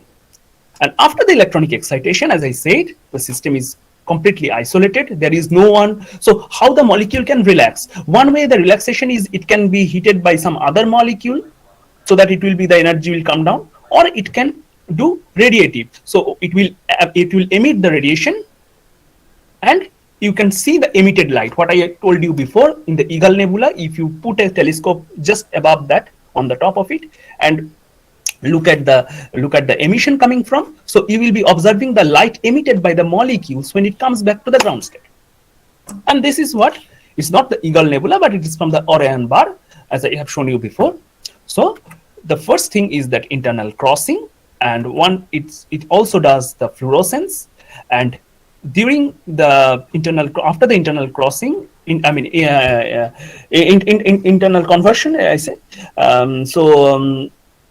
It undergoes the IVR processes, so intramolecular vibrational redistributions, and in this IVR process, it emits the radiation in the wavelength what you have seen before. And this is called the aromatic infrared bands, because these molecules are aromatic. So these bands are affected by enharmonicity. What is the enharmonicity? I will come back. So, and moreover, so once the molecule is hot, so there are a lot of hot bands are likely to be present. So these hot bands are likely to create additional asymmetry in the band shape. So this kind of measurement in lab are important to model the emission profile, because the astronomers with whom I am working, they are expert in modeling. They want to model the emission features. So what they do, they record the spectrum of different source, and they ask me, Shubhadeep, can you give us some data with which I can model these bands? So this work was started in 2002 by my postdoc supervisor, first postdoc supervisor, Christine Jobla, because she's the one who first introduced me to this fascinating world of research. I mean, I was aware of the molecular astrochemistry during my PhD, but I never worked on that. But she actually gave me the opportunity first time. So the thing is, as I said, this is a vibrational cooling. In the previous slide when I said that it's becoming hot, and then it's becoming cooling. I mean, it's cooling down in the cascaded fashion. So if you want to model, so you need to know the cooling cascade. So in order to model the emission bands, you need three things. You need the band strength, I mean the intensity. You need the band position at various temperature, because it's a cooling. And I will show you why I need band positions at various temperature, and also the bandwidths. And in this process, what you need also, that what is the maximum temperature a pH can have after absorption of an UV photon, what I showed you before, that when it absorbs an UV photon, a 5 electron volt, its maximum temperature can reach up to like 1500 Kelvin. And once it cools down, you need this equation, that's called radiative cooling emission. I mean, equation for the radiative cooling, where A is your Einstein coefficient, and you can do a bit of mathematics to get the cooling cascade, to model the cooling cascade of pHs. So this was one of the planetary nebula, IDAS 21282 plus 5050. So that's the 11.3 micron band. And this black one is the spectrum recorded in through space, and the solid one and the dotted one are by modeling. So the solid one was total modeling complete. So it is composed of two components, this and this. So if you sum these two components, you will get this one. So the thing is, why I said you need the band positions at different temperature, because once you are heating up the molecule so in the ground state, I mean, when at the room temperature, the vibrational bands in a specific position. But once you are heating up the molecule, the band positions are actually changing. How? Now, like this. So like if you heat up a molecule at various temperature, so what you will be observing that the band positions are shifting towards lower frequency. So it's from 3055 to 3035. So you can see it's going down. And what you can do a linear fit, just simple linear fit. Just use y equals to mx plus c, just a linear fit. And once you do the linear fit, you will get m, which is your slope, and that slope will tell you that if you know the slope for a specific band, so what you do, you record a spectrum of a molecule in the lab at various temperature, and you get the x prime, or sorry, chi prime, what we say, and then we can extrapolate it to different temperature. And of course, you need to know nu zero. What is nu zero? Just the intercept. So you need to extrapolate it to the zero. So that's the nu zero.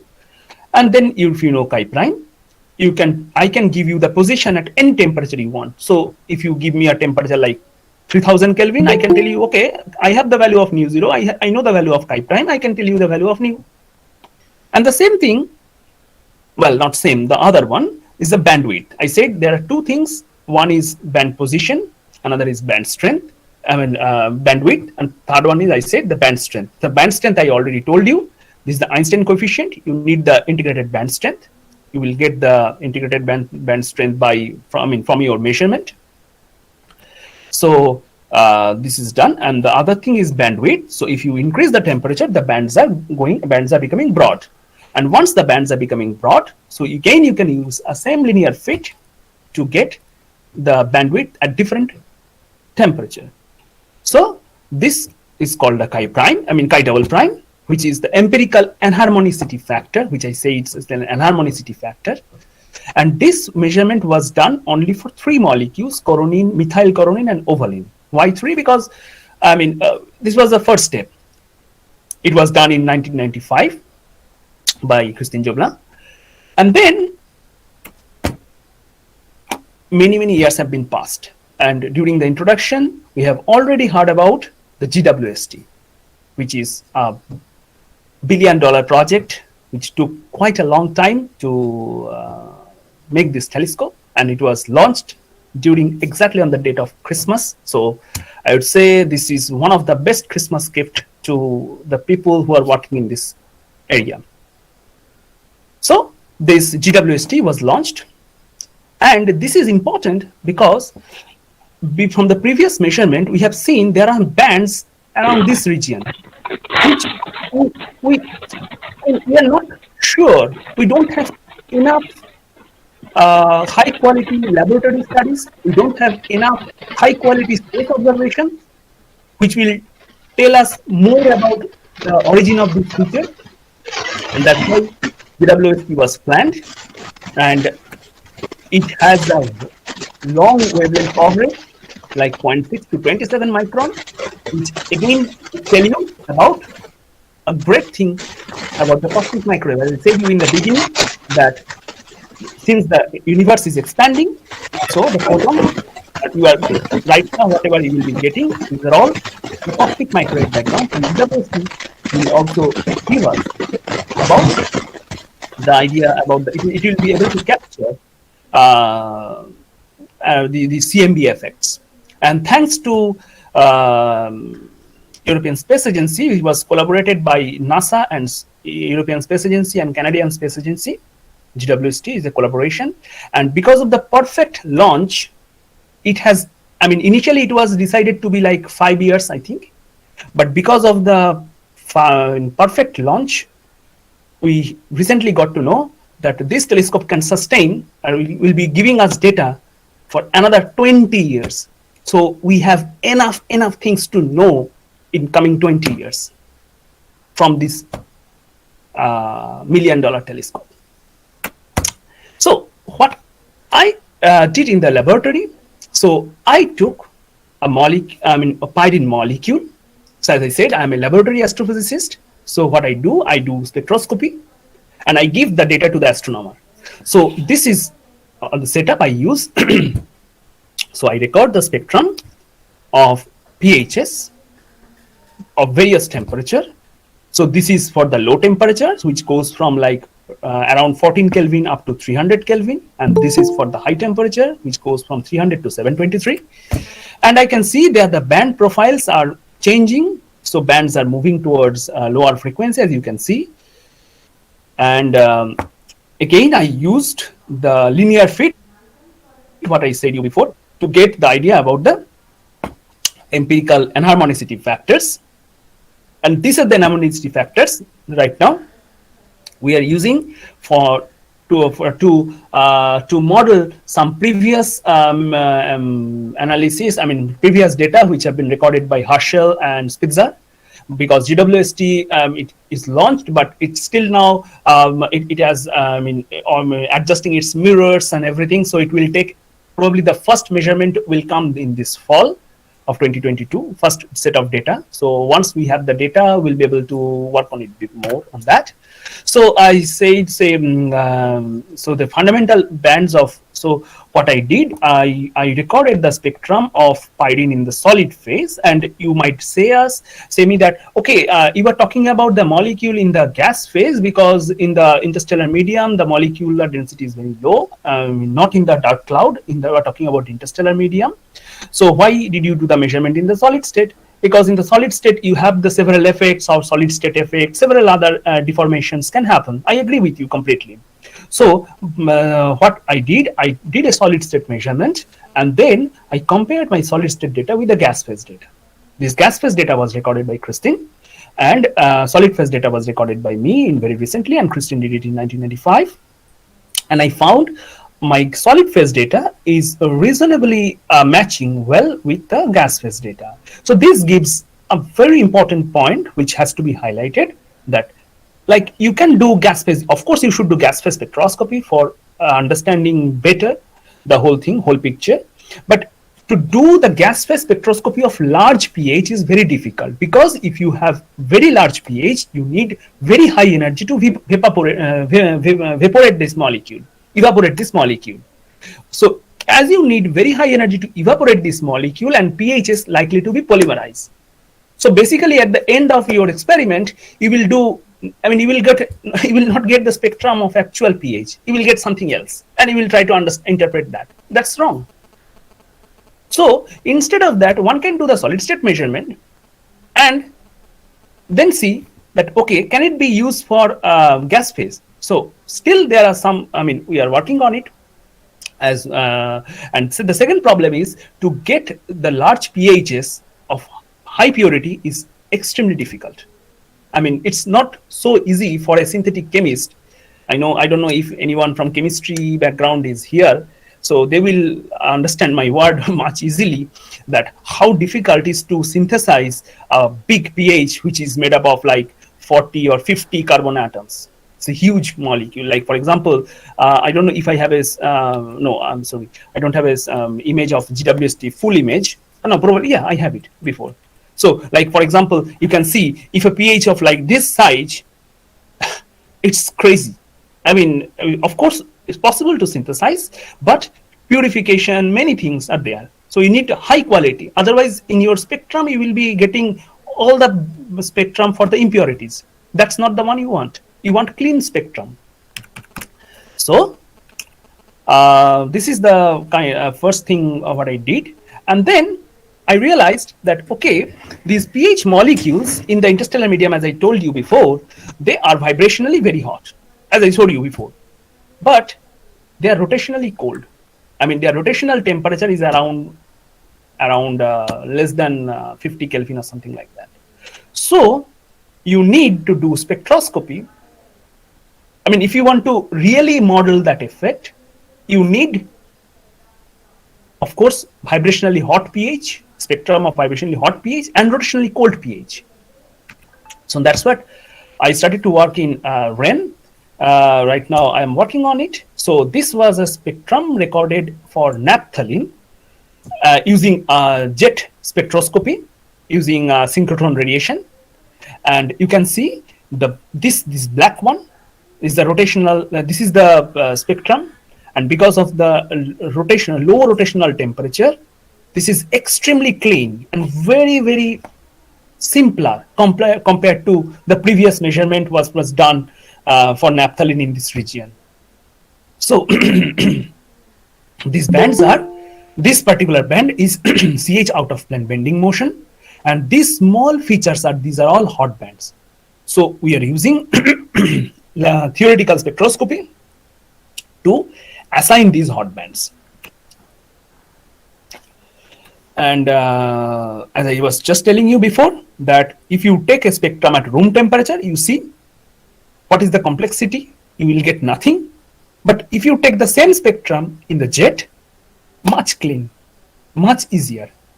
At least, well, interpretation is difficult because you need to do several hardcore spectroscopy to understand what is the feature, what are the hot bands, and all these things. But it's comparatively much clean, I would just what I mean to say, compared to the one which was recorded in 2013, 2009 by Pirali. So what I did, I simulated the infrared bands under different temperature, so like 25 Kelvin all the way up to 400 Kelvin. As you can see, yes, if you are increasing the temperature, lot of hot bands are coming, and that's what.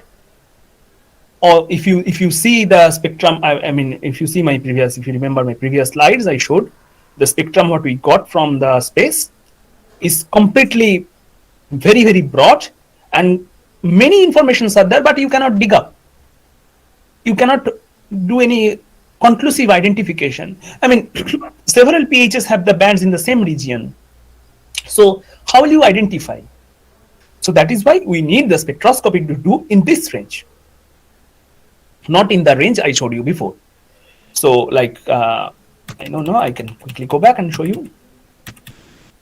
If you want to do spectroscopy here, you won't find very good information, because there are several pHs which have all which have bands. All pHs have bands in this region. So how will you know which band is for which pH? So unique identification is not possible.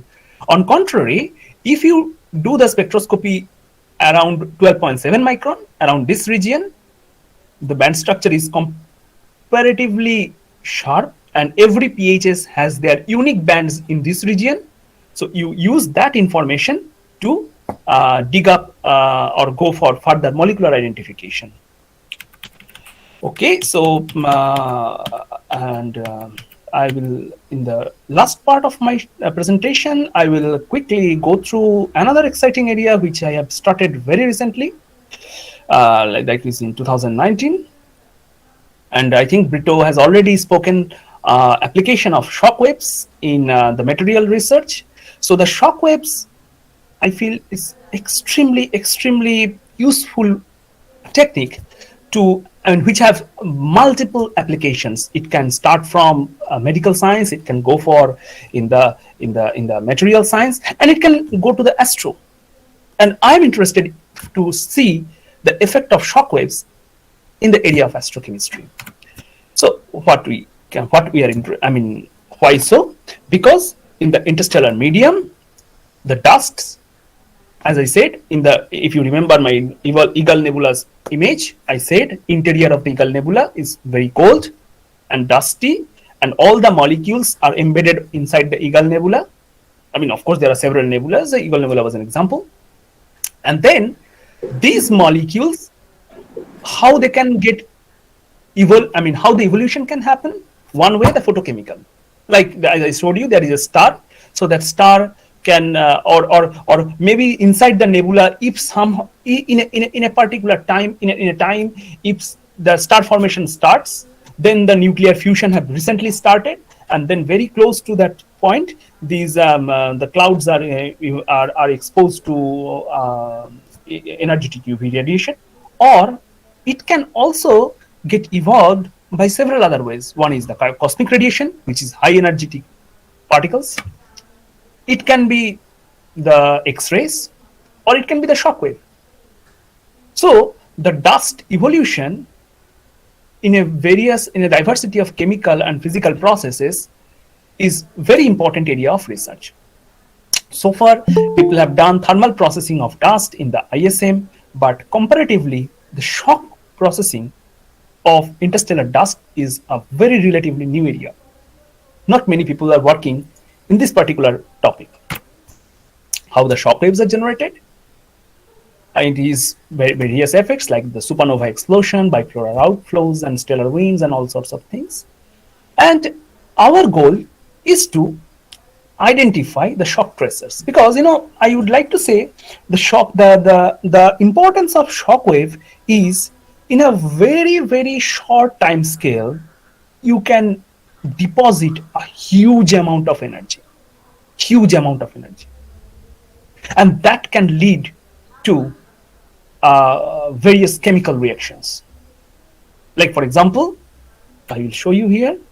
We did a measurement in our, thanks to our collaboration with Indian Institute of Science, Bangalore, where I did my PhD, and the aerospace department, which Brito has also mentioned. So we used a material chemistry, a material study shock tube. They have different types of shock tubes, so we used one of them.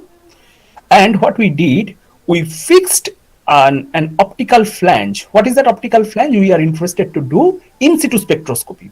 Like, for example, what we did, we put different carbonaceous dust here in this region, and the shock wave is coming and it is interacting with the molecule. And once it interacts with the molecule, it's actually doing the chemistry, and we are interested to see that. So what we did, we have connected several spectrometers and monochromators, several accessories to this instrument, and we found this. Wow, that's great. This blue one. And what was that? We found, after a bit of search, it is the spectrum of C2. So, which is not very very surprising, because if you break C60 fullerene, it will form C2 plus C58, and then C58 will go again break to C2, C56, then C54, C52, and like that way it's going on. And so this part, what we found, this spectrum, and also there are some sharp features which are identified as atomic lines. And what we did, we recorded the spectrum of C60 and silicon carbide, and everywhere, surprisingly, something very weird we saw. There is, the spectrum is not, you see, it shifted from the baseline. We're trying to identify what's going on here. Why this spectrum is shifted. And we realized after some search, it's probably because of two things. One is the black body emission of the carbonaceous particles, because when you sorry, when your experiment is over, you will see inside the shock tube it's completely black. And what we do, we collect the sample and do some post analysis like SEM, TEM, and all this. This is one part which has already been done, but I'm interested in the in situ part. So what we think is these small carbonaceous particles, which was transformed because of the shock wave, they actually gave rise to kind of black body emission. And this black body emission, we modeled it, and we found it's going reasonably well. But it's not only the black body effect, there are several other things. So which we found it could be because of the recurrent fluorescence. I'm not going to the details of that.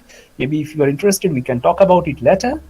So the recurrent fluorescence, it is a mixture of two effects. One is the recurrent fluorescence, which is very common for these carbonaceous clusters, the recurrent fluorescence effect, and of course the black body.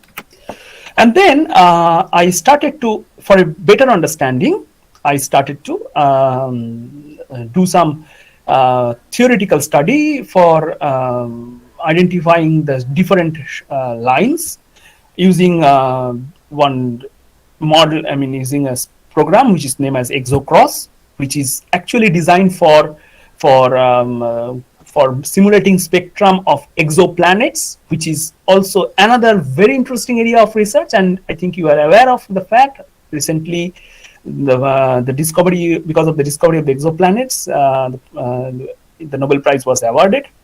So this ExoCross was designed for this. So I'm using ExoCross for our application, where I can simulate the bands and see that okay, there are the different transitions are possible, so to match with what we see from the experiment. And last not but the least, as also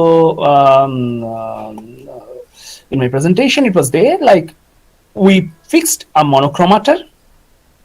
So like sorry, the left one is the shock emission exposed, I mean shock C2 emission of shock exposed C60, and the right hand side what we did, I said we put a monochromator and we wanted to see the time resolved measurement.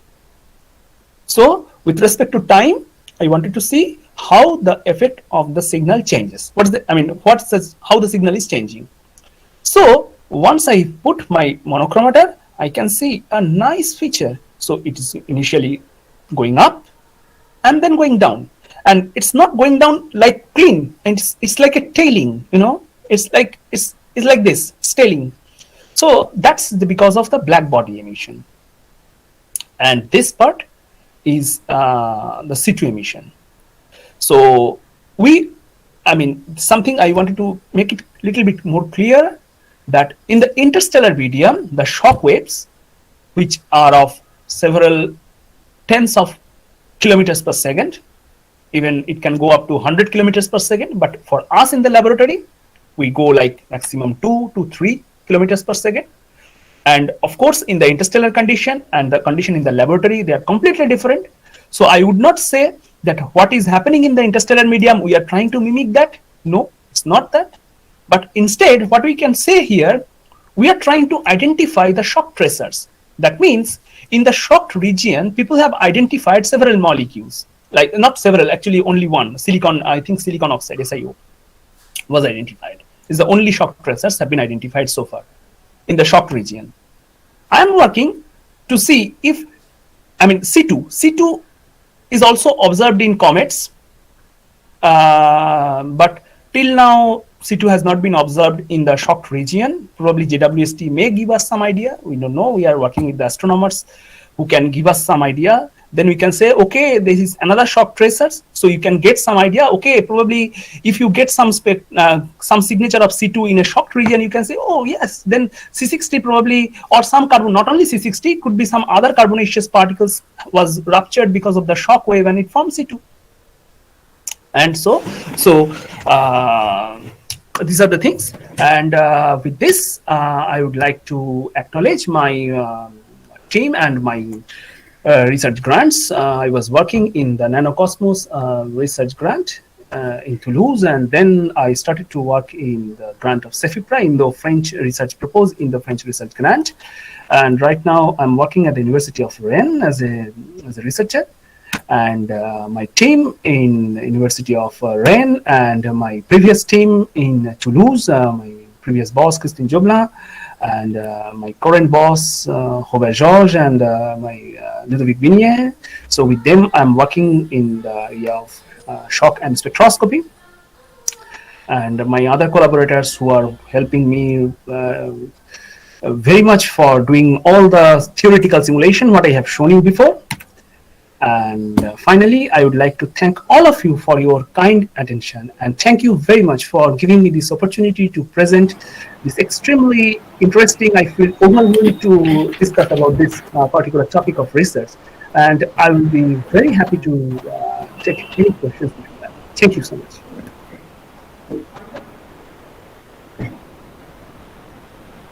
A really very wonderful lecture, and truly you have taken us on a voyage to molecular space. So a virtual tour to molecular universe. And now I think our students have some queries. Yeah, sure. Students, if you have any queries, maybe first you can ask Shubhadeep sir, and later you can ask Brito sir also. I got in a chat box. Some of the students want to know about shockwaves also. First, now you can clarify from Shubhadeep sir.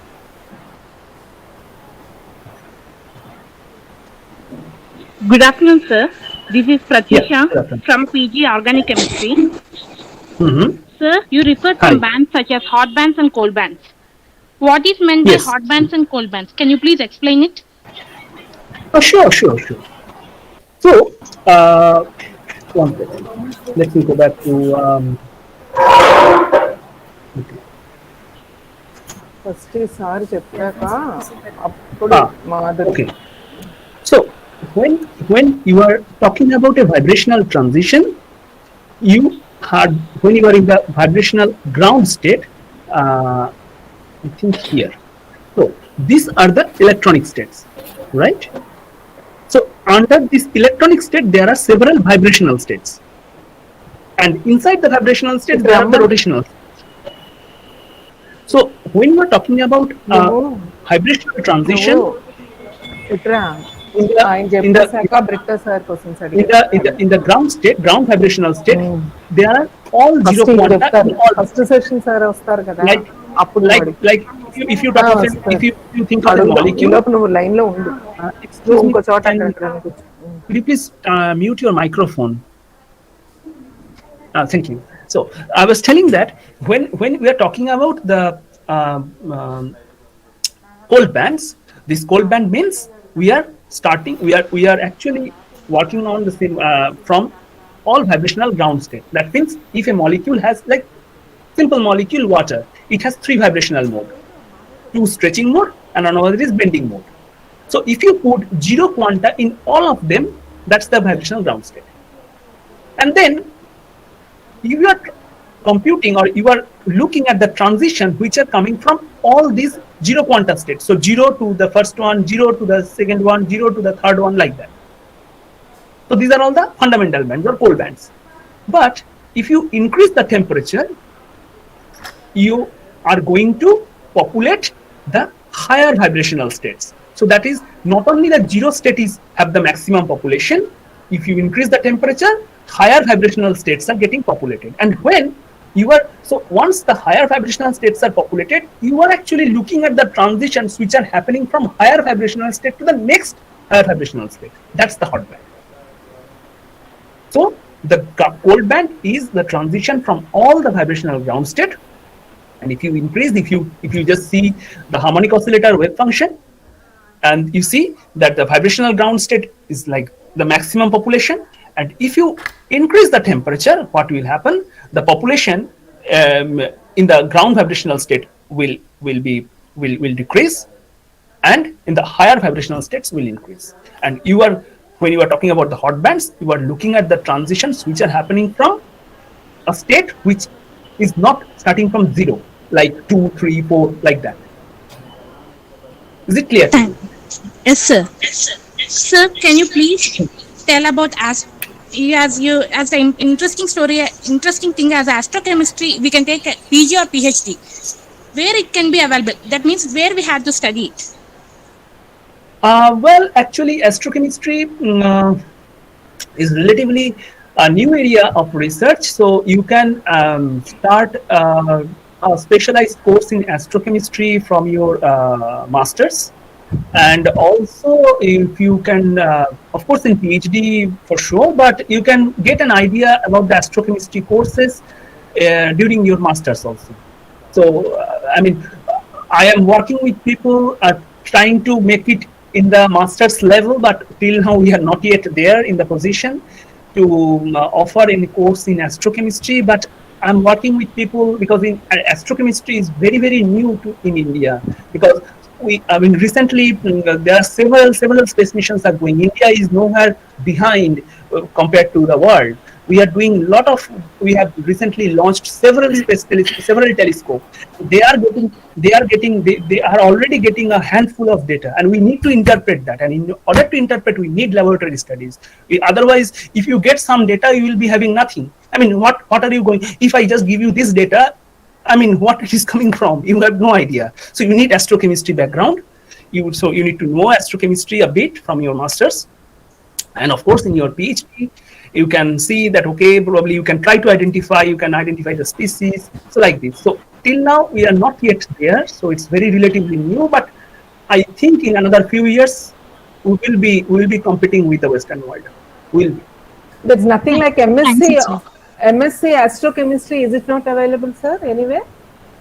No, not yet. As I said, it's not yet. I mean, we are trying to. I mean, I am in touch with few people in India. As I said, there are very few people are working. Okay. Maybe I don't know in PRL they offer any MSc course. I'm not sure about that, but there are some people in the university like BHU and IUCA Pune, but they are all like physics. I mean, Okay, they do physics astrophysics, background. but not in astrochemistry. So Astrophysics. um, it's not yet there. So we will be there. I mean, MSc astrochemistry is not yet taught Okay, in sir. India. Okay, sir. Okay. Good afternoon, sir. Girls? This is Vijay Durga from PG Chemistry. Sir, Yeah. can you explain deeply about cosmic carbon?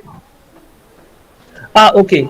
So the cosmic carbon, what I mean to say here, I think you are asking about this. So the cosmic carbon budget. So in the as you can see, the first element was hydrogen, and then several other elements started to form by different processes. So the cosmic carbon is the one which is in the form of PHS, in the form of C60.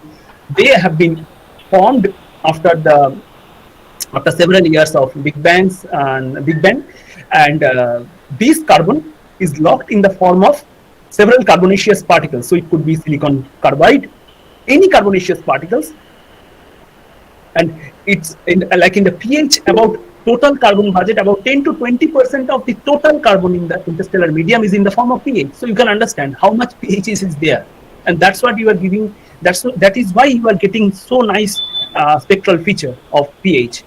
So the cosmic carbon is the one which was actually formed after Big Bang, several years of Big Bang during the chemical evolution of the universe.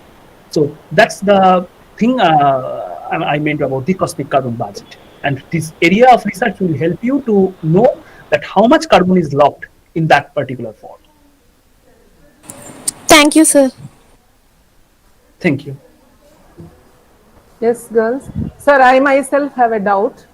Yeah, Like sure. how can we produce? Is there any special mechanism to produce shock waves in interstellar space? How do we Yeah, do yeah, yeah. that? Yes, yes, yes. Of course. Uh, I mean, uh, I mean, I will tell you here. One second. Uh, uh, yeah. So the interstellar medium, the shockwave is created by supernova explosion, bipolar outflows. So when the star okay, is forming during the star formation okay, process, with bipolar outflows, okay, and that creates the stellar winds, and during all this process the shockwave is generated.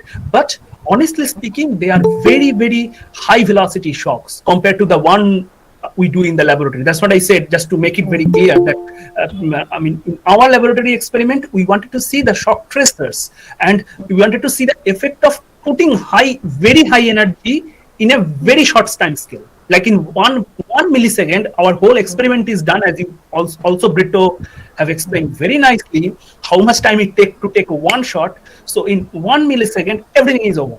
So in 1 millisecond, so you are giving energy, you are putting energy. Like I was recently calculating that how much energy if you put in C60.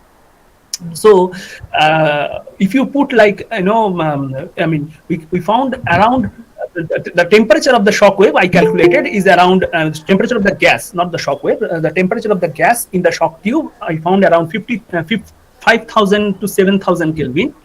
And I calculated back, so from 5,000 Kelvin to 7,000 Kelvin, what could be the energy? And I found 50 electron volt, and 1 electron volt is equals to like 11,000 Kelvin. So you can understand how much energy you are putting in 1 millisecond time scale.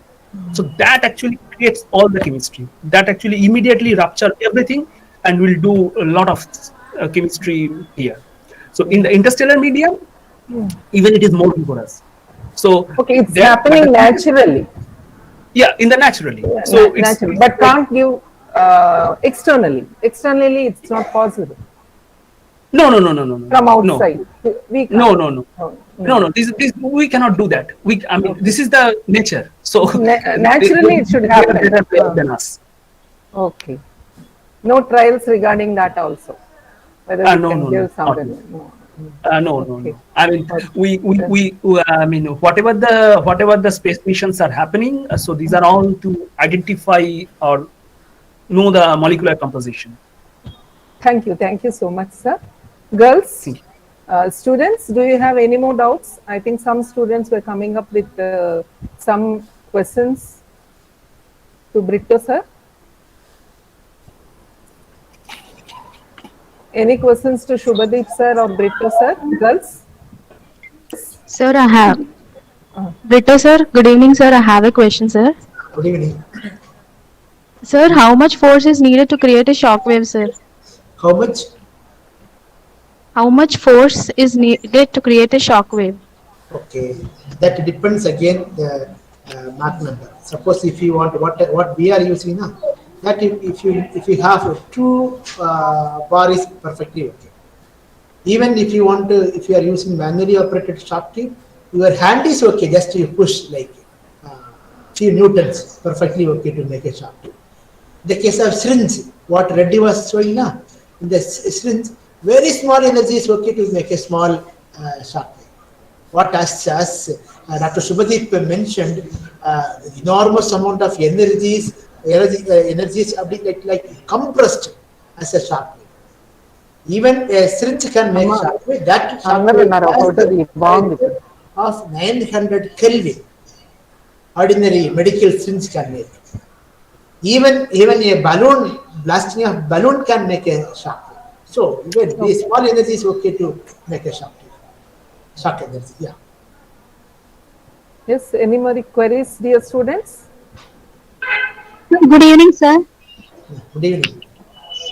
Sir, I would like to know, are shockwaves good or very harmful to us? Actually, this question is a critical question.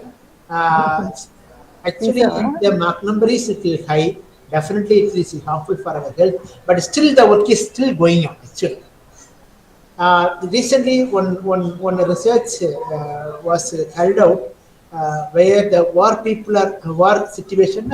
So many bombs are blasted in that places. People are affected by a particular disease called the name of the disease that I forgot. There's some brain problem is coming. That is because of the mild shock which is keep on hitting your brain. In other case, what we are laboratory we are using are a tube that what we are using. Those are very mild that will not help, that will not affect much. Still, we don't know. So many research to be done because the shock wave is able to stimulate the somatic embryons and then make the growth plan. No? So definitely it will make something, but the research is still going on. A good question actually. Okay, thank you, sir, sir. sir, in cardiac arrest they give CPR. No, can it be compared to a shock wave? That is not shock, To it's compressed no, air. No, it's not shock. we can't apply it in biology. Can Uh, we? I'm not very sure about it. Okay, okay.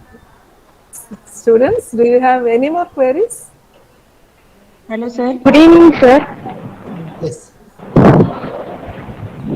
Good evening, sir. Yes. Good evening. Ask. Is chocotherapy is painful, sir? Yes, little painful. People are telling it is little painful, but it is very fast. Within an half an hour, you can remove the kidney stones. Okay. Thank you, sir. Thank you. Okay. Now, uh, I'm really overwhelmed, and I express my deep gratitude to both the wonderful sessions, to you, Britoda sir, and Subhadeep sir. Britoda sir, I have never known that shockwave is pervading all the fields, and it is applicable in everything, and amorphous to crystalline, crystalline to amorphous. You have taken on a virtual tour to your laboratory also. We are very fortunate to visit your team virtually, and also all the experiments, your labs. We are thrilled to see that. And Shubhadeep sir, you have taken on a voyage, and we felt that we have met your team who are far away in France. So we are very, very happy, sir, for the insights that you have given and the research that's going on in the field of astrochemistry. And now this has inculcated the research spirit in our students, surely which is required nowadays. The present generation need to be given research skills to take our nation to higher levels. Thank you, both of you. Now, as we are coming to the end of this session, I invite Dr. K. Srilata, Associate Professor in Physics, to propose vote of thanks. Please, Srilata. Thank you, Dr. Nirmala ma'am. Mountains and meadows, spectacular skies and serene lakes. It has enough lush forests, flowered fields, and sandy beaches. It has plenty of stars and the promise of a new sunrise and sunset every day. What the world needs more of is people to appreciate, acknowledge, and enjoy it. Appreciation is a wonderful thing. It makes what is excellent in others belong to us as well. This evening, all our hearts are joined together with emotions, appreciation, and good wishes. On behalf of the Department of Physics and Electronics of Ch.S.D.St. Teresa's College for Women, Eluru, Andhra Pradesh, India, it's my honor and privilege to express few words of gratitude to all those who have contributed in one way or the other to make this international webinar a meaningful one. Firstly, we thank our Almighty because thank you is the best prayer that anyone could say. Dear God, you are the most inspiring and alluring because you always take care of your children without even saying a word. We sincerely thank you for being the reason behind this success. For successful launching of any program, one has to get a lot of moral support and total cooperation from the management. I would like to express my profound gratitude to Reverend Dr. Sister Marietta De Millo, our beloved principal, dynamic vice principal and PG directress, Dr. Sister Shauri Lu, and office superintendent, Sister Inyasama, for their constant guidance, support, and encouragement in each and every aspect related to this webinar. A big thank you to you, dear sisters, for all your tireless and selfless efforts.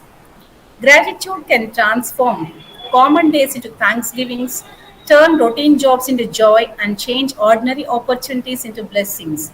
Our sincere and special thanks, prayers, and blessings to today's young and dynamic resource persons, Dr. S.A. Martin Britodas from Tirupattur in Tamil Nadu and Dr. Shubdeep Chakravarti from Rennes in France, for sharing highly valuable and rich knowledgeable experiences they came across in their respective specialized areas of research and enlightening all our delegates, teaching fraternity and student community.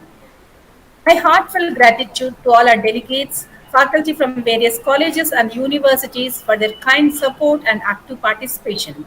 Finally, on behalf of the organizing committee, I thank all my dear student friends, supporting staff, technicians for their timely help.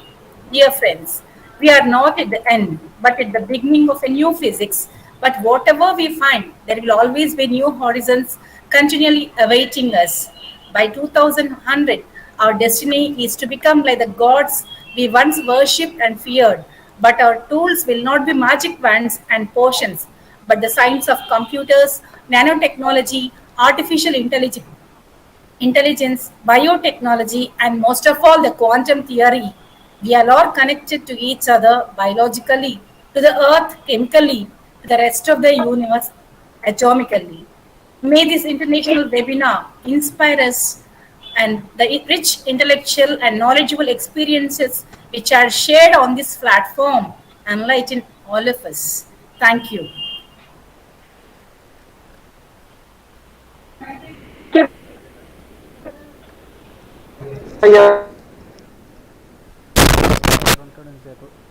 Thank you, Miss.